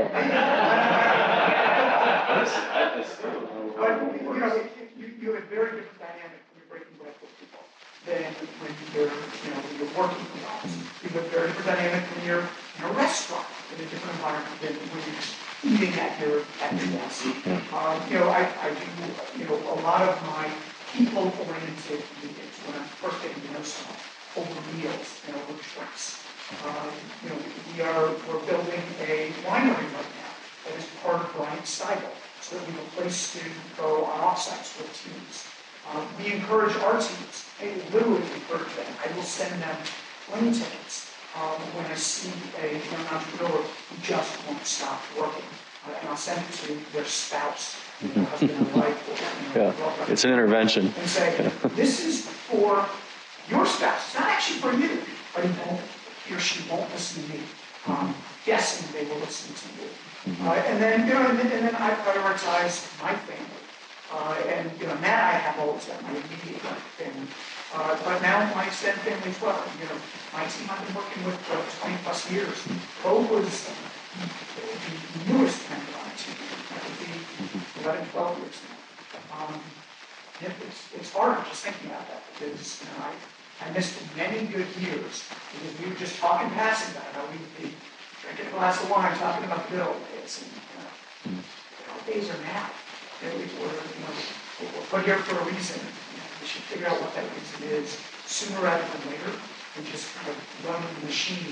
Even if you are happy and optimistic inside, I never thought about it. I've never had a midlife crisis because I love what I'm doing. I love who I do it with. But you can always do it better. And that reflection is important. And, I've done a lot of that. Thanks. No, thank you. My gosh. The good old days are now. That's very powerful. Producers, I feel like this is amazing. We have a video we could throw to, but I feel like we should keep rolling. What do you think, Stan? Stan, yeah? You guys want to take just a quick?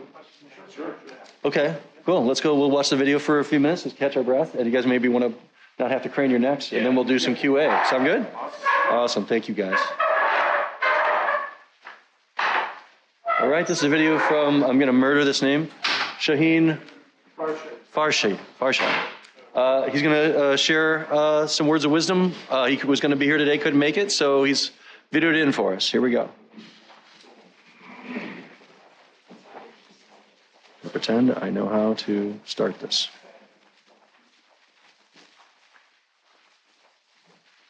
Hey, Stan. Push enter. Return. Hello, everyone. My name is Shaheen. I'm a partner at Lux Capital. We're a venture capital firm. Been around for about 25 years, funded over 300 companies over the course of 10 funds. We invest across healthcare and technology. We have a total of $5 billion under management, and current funds about $1 billion.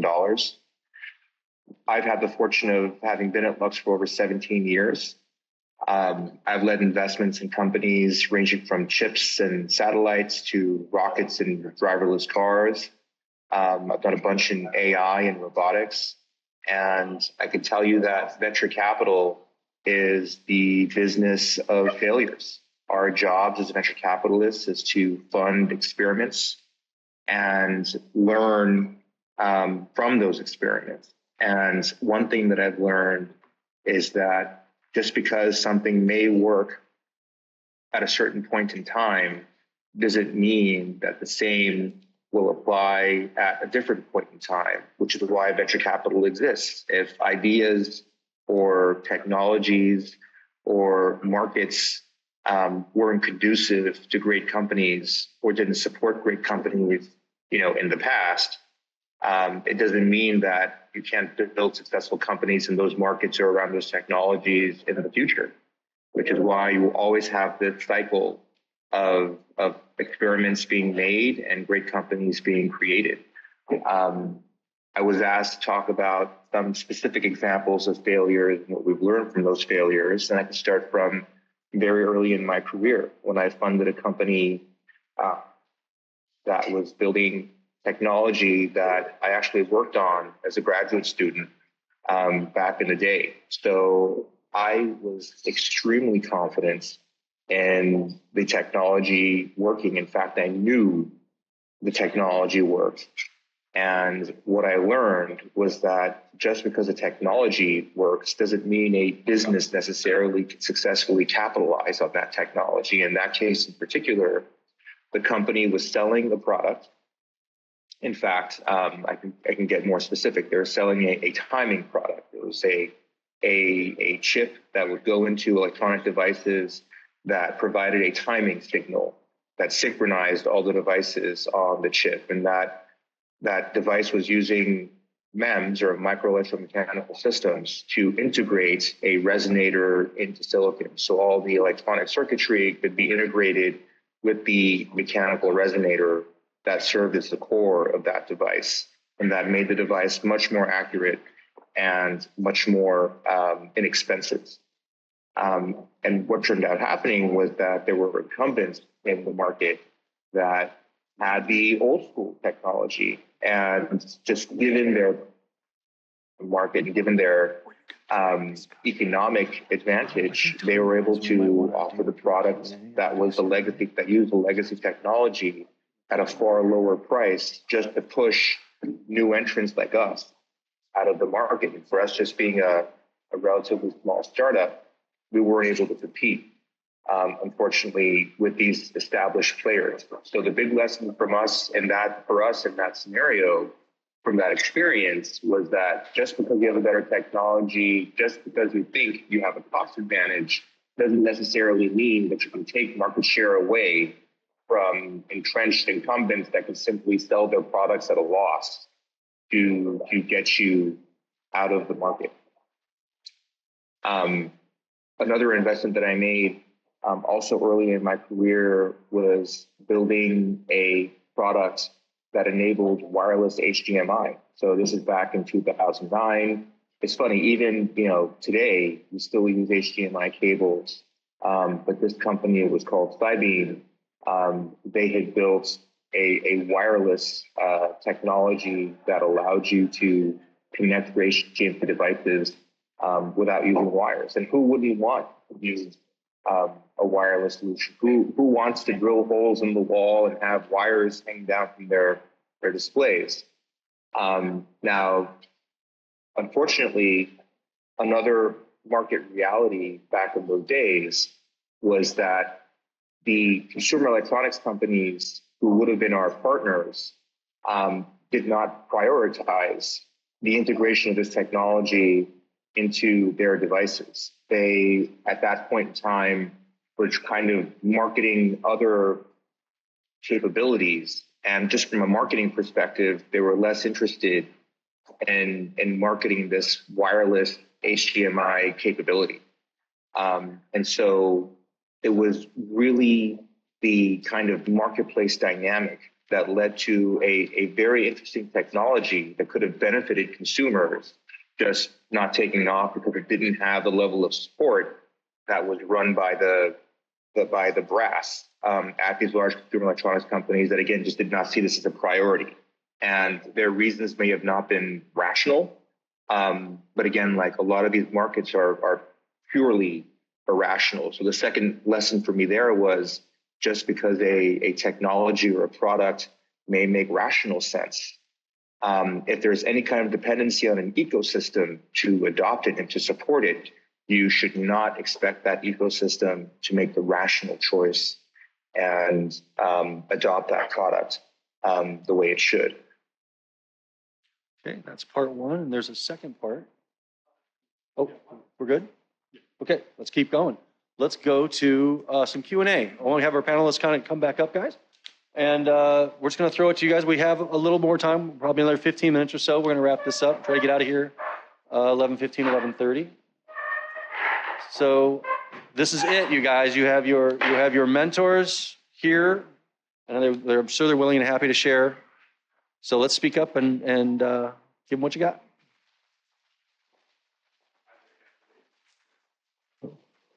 Hello? Just shout it out. Let's go. First of all, thank you guys. Appreciate it. There's a lot of awesome insights that took today, especially as young founders at early stages. My question is mostly addressed at Chris, but I'm sure a lot of you guys can speak to this. Chris, you talked about like the value of a feedback loop with the community, integrating community around your products. Being that we're in like an era with so much volume and so much messaging being thrown at users, in particular gamers. I was wondering if you have some advice to kind of set yourself apart and create some tips on how to create that community engagement and kind of differentiate yourself from all the noise. There's so many people creating projects in the game space. How do you get the everyday user excited and interested and want to be part of that feedback? Yeah, I think there's two parts of it, right? There's kind of experimenting with what you're communicating, and it, I think, is the entrepreneur.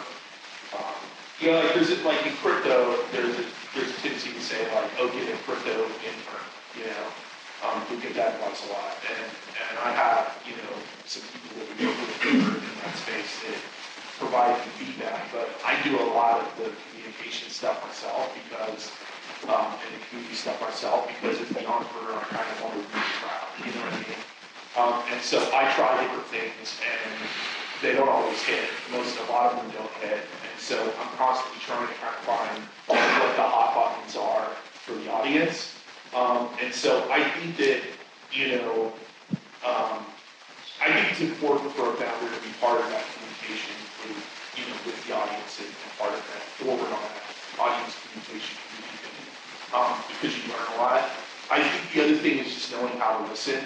Like if I listen to every, comment we get in Web3, it would be, how do you make me rich right now? And how do I, basically cash out your product and go to the next thing right away? And that's not, and I see a lot of founders of Web3 who are just like, give the people what they want, But the problem is if you do that, you're going to be a pump and dump, right? And you're not going to have a business. So I think you have to really think about what they're truly saying, what their true motivations are, and listen to the people that are,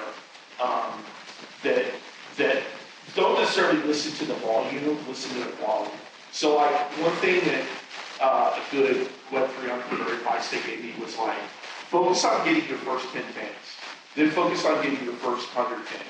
Like the way you build a community really is layer by layer, and it's the people who want to stick it around, the people who show up in your Discord every day, they interact with you on Twitter. That's your army, right? Those are the people that are going to go out and evangelize for you, and they're going to bring in the next whatever, exponential, step up in community function. So I think that there's a tendency to want to communicate to everyone and hope that kind of trickles down to like loyal people. Start with the people who get it and are passionate about what you're doing, and then try to build up from there. And the people who are just kind of rookie blues and tourists, you just have to take all of that with a grain of salt. That's mine.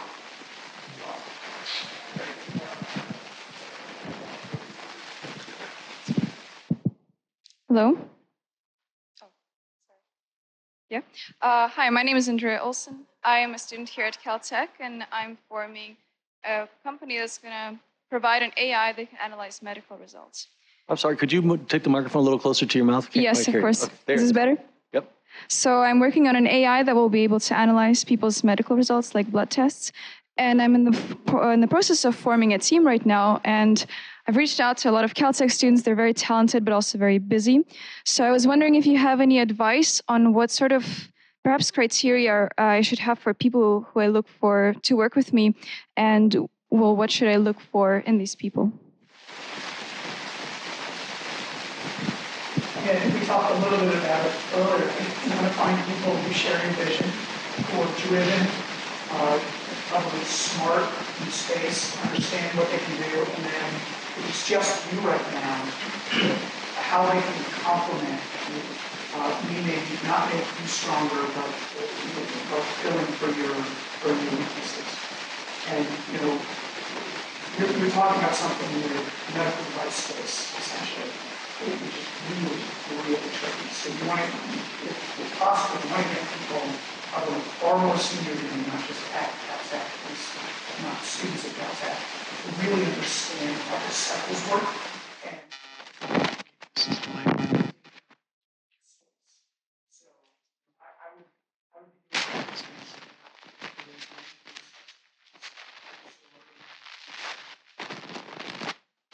Perfect example of what the Entrepreneurs Forum is about. And thank you for being here. This is exactly the use case of these gatherings, right? To have experience, to have this knowledge, but to ask that question, right? The most fundamental question: who do I partner with? Like, I've got something, got a tiger by the tail, You're in proximity. You're in the best place in the world. Like the value of being here, right, is massive.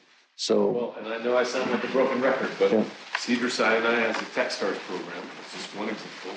They have 15 companies. They have mentor days. They have demo days. I've been going in there and meeting a couple mentors. There's someone in the Cedars family that would be a perfect person to, I don't know if they're on your board or they just help you or they're your co-founder, but in that ecosystem, to Jeff's point, that has experience, but it's very technical in a sense, going into the medical thing, that I think would be a good addition. The only thing I'd add to that is, it sounded like you were talking about hiring people, like how you hire your first group of people as mentors, advisors. I think just remember that, when you're a very early stage startup, like you're talking about finding, 1, 2, 3 people, and it feels overwhelming because it's like, I need to look at everyone in the world and find the right person, blah, blah, blah. And you do need to find one person, but you only need to find like one person or 2 people. You know what I mean? Like, so don't let you're not building 1,000-person companies. You've got to really focus on like, who's that one person or 2 people that I can count on to get from here to there, that really fit with me, especially in the early days when we're trying to figure this out. That you can find one person. You know what I mean? You can find 1, 2 people, and then eventually if that works out, then you'll get to be a bigger enterprise. But it's really like you only have to make 1 or 2 choices, make those count, and don't get overwhelmed by it. Chris has said something twice in this Q&A already.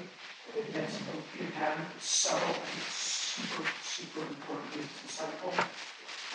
Think big, act small. Right? So when you're going after a market, one nation of the addressable market is huge, but the way you actually go after it, is gaming or otherwise, you find a market you can own. You wouldn't get on a market by starting small. Once you own that, then you do the next and the next. And when it comes to finding, in this case, founder or co-founder, yeah, you want to think big, you want to be grandiose, right? But you've got to effectively act global. It's a network of networks of people that you know. And as Chris said, maybe find one or two people, and by right, then they will find one or two people. Exactly. That's how you scale. It's atomic. It's one atom at a time, and you'll make things will go wrong at some point, pivot or whatever. But you just have to. Being an entrepreneur is really about trying to move the ball everything. You know what I mean? And if you just get those first couple of elements right, you can always pivot. But it's just thinking atomically and acting with urgency. I think is a lot of building of it. I do want to say this to support what you're saying. I invite you to aim high, and it may be confronting, but really go to people and look for people who've had successful exits, who've had success working for a larger manufacturer in the space, and just ask. Right now, you don't need a founder, you don't have to get tied to paying anyone, right? You know, just get some advice, mentorship and advisement. Somebody who's had real success, and they will tell you the next step. Yeah, I'm a big fan of a broad reach. So like theoretically in this case, literally emailing 15 or 20 CEOs of huge medical device companies. And most of them won't respond, but you know who will respond? One or two of them will respond, and they'll something about what you're sending them will catch their attention. And so you just have nothing to lose. I always like try to hit my personal ceiling. Always am trying to like reach out. Lots of people maybe they don't. I try to get to this person. They never respond. That's okay.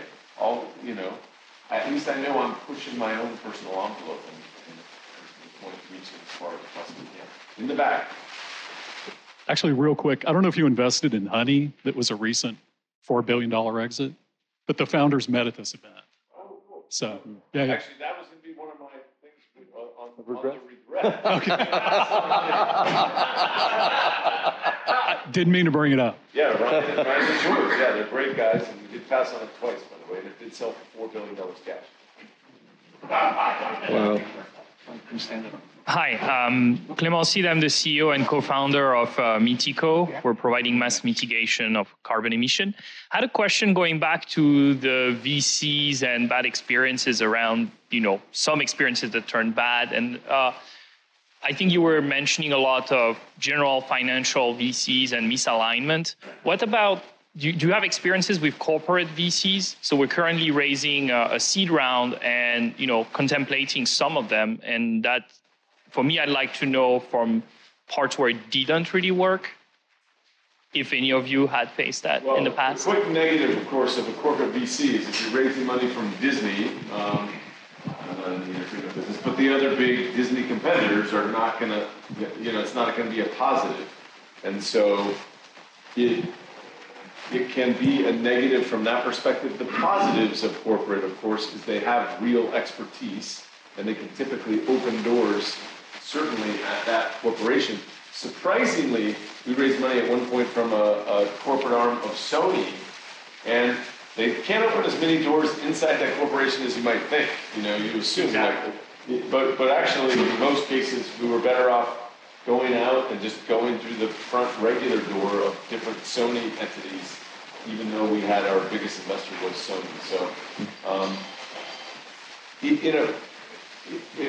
generally speaking, there's a little bit, I'd say, more negatives than positives, if I had, without even knowing anything. But capital is capital, and I trust your judgment. I agree with that. In general, you've always moved companies away from corporate investing. It's very hard to understand what the motives and motivations are going to be. You find that they say one thing in terms of how much impact they can have in their corporation or in the market. You're better off just doing it yourself. And then when you're going to look towards an exit, that oftentimes becomes an anchor that is very difficult because if I'm another corporation that competes with those guys, the last thing I want to do is present leadership to a company that one of my competitors already has investment in. So it's not a hard and fast no, but I think it's something worth thinking long and hard about, making sure that you get a real benefit of and beyond dollars. Drink it on the way home. If you didn't already know that you were at a cool entrepreneur forum, when the speakers get thanked with a bottle of vodka at the end, right? The gift. What's going on here at Caltech? Yeah. We got one more question? Okay. Last one. Oh, got a few more. Okay, let's keep it rolling. Yeah. How do you discern between ideas that are nice and ideas that are good? Like, are there any telltale signs that give you a sense for that? Ideas are done about, I could care less about ideas of people. I mean, at least what I found is any good business switches their idea over model at least 3 or 4 times. So I'm a lot less concerned about the idea than the market, the overarching thought behind the idea, and then to And to that point, Y Combinator, which is really the biggest accelerator in the world, or certainly in the country, at this point, they no longer even focus at all on what the business does. They put all their effort into the 2 or 3 co-founders and trying to figure out, are these people likely to be successful? And if they are, they fund it. If they're not, they don't fund it. Maybe we go rapid fire. Yeah.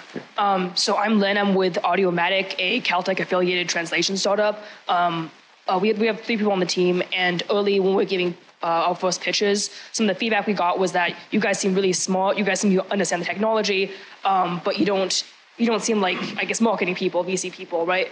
I think earlier in the panel, it was mentioned that you should have someone who's specializing in the marketing side, or maybe even the PR side, right? Obviously, we can do market research, but I was wondering if you would recommend us look for someone who can specialize just in marketing, just in like sales stuff now, or if we should kind of like just do research, get comfortable with the role ourselves for someone who's more technical. Yeah, I guess my immediate thought would be someone to balance out the team as early as possible, or it could be additive. So it sounds like you guys got a certain part of the business kind of nailed. I would, if it's needed now, which it may be, I would be looking to add someone, yes, that is more marketing or customer facing or directionally can do that stuff. Yeah, what I would, learning how to hear more than feedback from investors is important. So I think one piece is that, who's the talent, the balance you out, skill set. The other thing that I hear when they ask that is they're concerned about go-to-market approach. And it's not just about marketing or finding someone that's going to tell you how to advertise or something like that. But it's more about, okay, you seem to have a good idea, you seem to have you understand the technology, but how are you going to make this into a business and get the paying customers and all that? And so I would take that feedback, and I'm just trying to forward this page. You said that I would take that feedback, not just how. We've had. But also,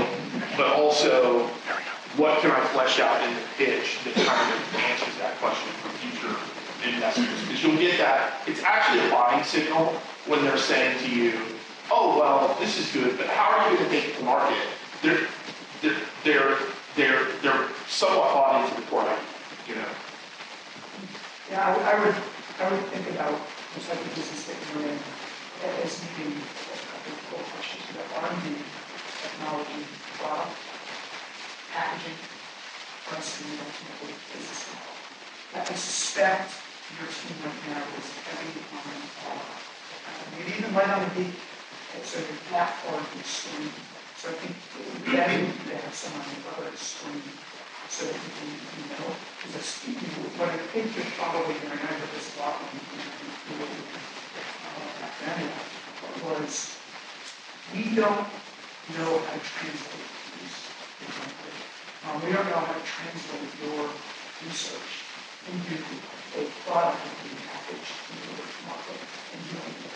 And if you're not able to convey that, you need to see someone else. It really increases investor confidence, even if you're not ready to bring those people on. If you've identified people and you know that they already know there's a need for it, and as when the funding comes in, or you've identified some of the people for those four organizations. That's the thing. Yeah, and I'll say from that, when you have that, when you have that identified person, maybe that's one of the uses of the capital. Okay, we gotta wrap it up, guys. We gotta go one more here. He made the cut. Sorry, guys. Go ahead, one more. So I've heard a lot about the importance of keeping control as a founder. I also have heard a lot about having co-founders. How do you make sure that you are a good co-founder with plenty of control and have your other co-founders actually agree with you in the direction you want to take control to move so decision making speed of it? Be good at what you do. Yeah. If your co-founder is saying, Then you're not good at what you do. Part of what you do as a leader is find the right people. So you've either found the wrong person or you're not listening to the person. If you need to rely on control to make decisions, things have already broken down. So I think the really important lesson here is to just take a hard look and figure out, okay, what is it that I do really well? And am I doing it really well? What are those other areas that I do less well? And maybe I should delegate those. And maybe that is the appropriate thing. So it's whether you're inside the box or outside the box. I am much less concerned about control with companies than I am about people earning control at this point. By the way, myself included, because I find that control is a crutch. So you almost don't want it because you're just like respect. You earn respect. So I think if this is a co-factor problem, I think you have to have a very long meal with some nice wine and co-factor. It's an investor problem because you have an investor. That's going to be a very short conversation with a really good offer. And it just depends on what you're hearing and whether you really so. By the way, I'm Brett at crosscut.vc. I'm very accessible and I love helping entrepreneurs. It's my job, so please reach out. Great, that's fantastic. Maybe we'll take this as our moment for. How about He uses that joke every time. Yeah. All right. How about one last thing? You guys want anything? Last pearl you haven't left on the table here? I think one last statement for each, and you can hit pass or just take a swig from your bottle. It's up to you. Yeah. Fun. You guys should enjoy this. You spend way too much time on what you do as an entrepreneur. It's not that fun. And I love the glass is not half full, half empty. It's half water and it's half oxygen. That's my takeaway today.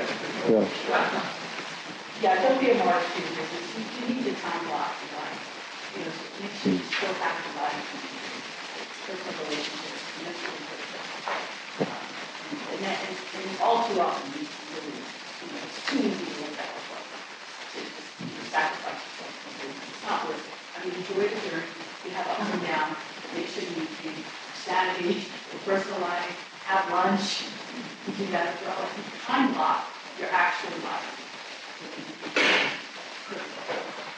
Yeah, for those of you that are thinking about becoming entrepreneurs, I guess what I would say is that, there are better and worse times to be an entrepreneur, and I think we're kind of heading into a season where it's going to be really good to be an entrepreneur, where a lot of good things are being founded because, we had, too many companies getting founded with sketchy ideas and getting too much money and screwed up their cap table, and all this kind of stuff. And I think that it will be harder to raise in the current environment, but if you do, then you have a higher quality idea that, people have more conviction in, which I think also helps you with the alignment with investors is they're not just throwing money at, they're being a little more thoughtful. And, look, with the AI explosion that's going to happen, and I think also with, kind of the tokenization of everything, and, the innovation in medicine, there's so much of our economy is going to get disrupted over the next 5 to 10 years, really over the next 5, in ways that I think that traditional, I was part of Web 2, Web 1, a lot of people were, part of Web 1, Web 2.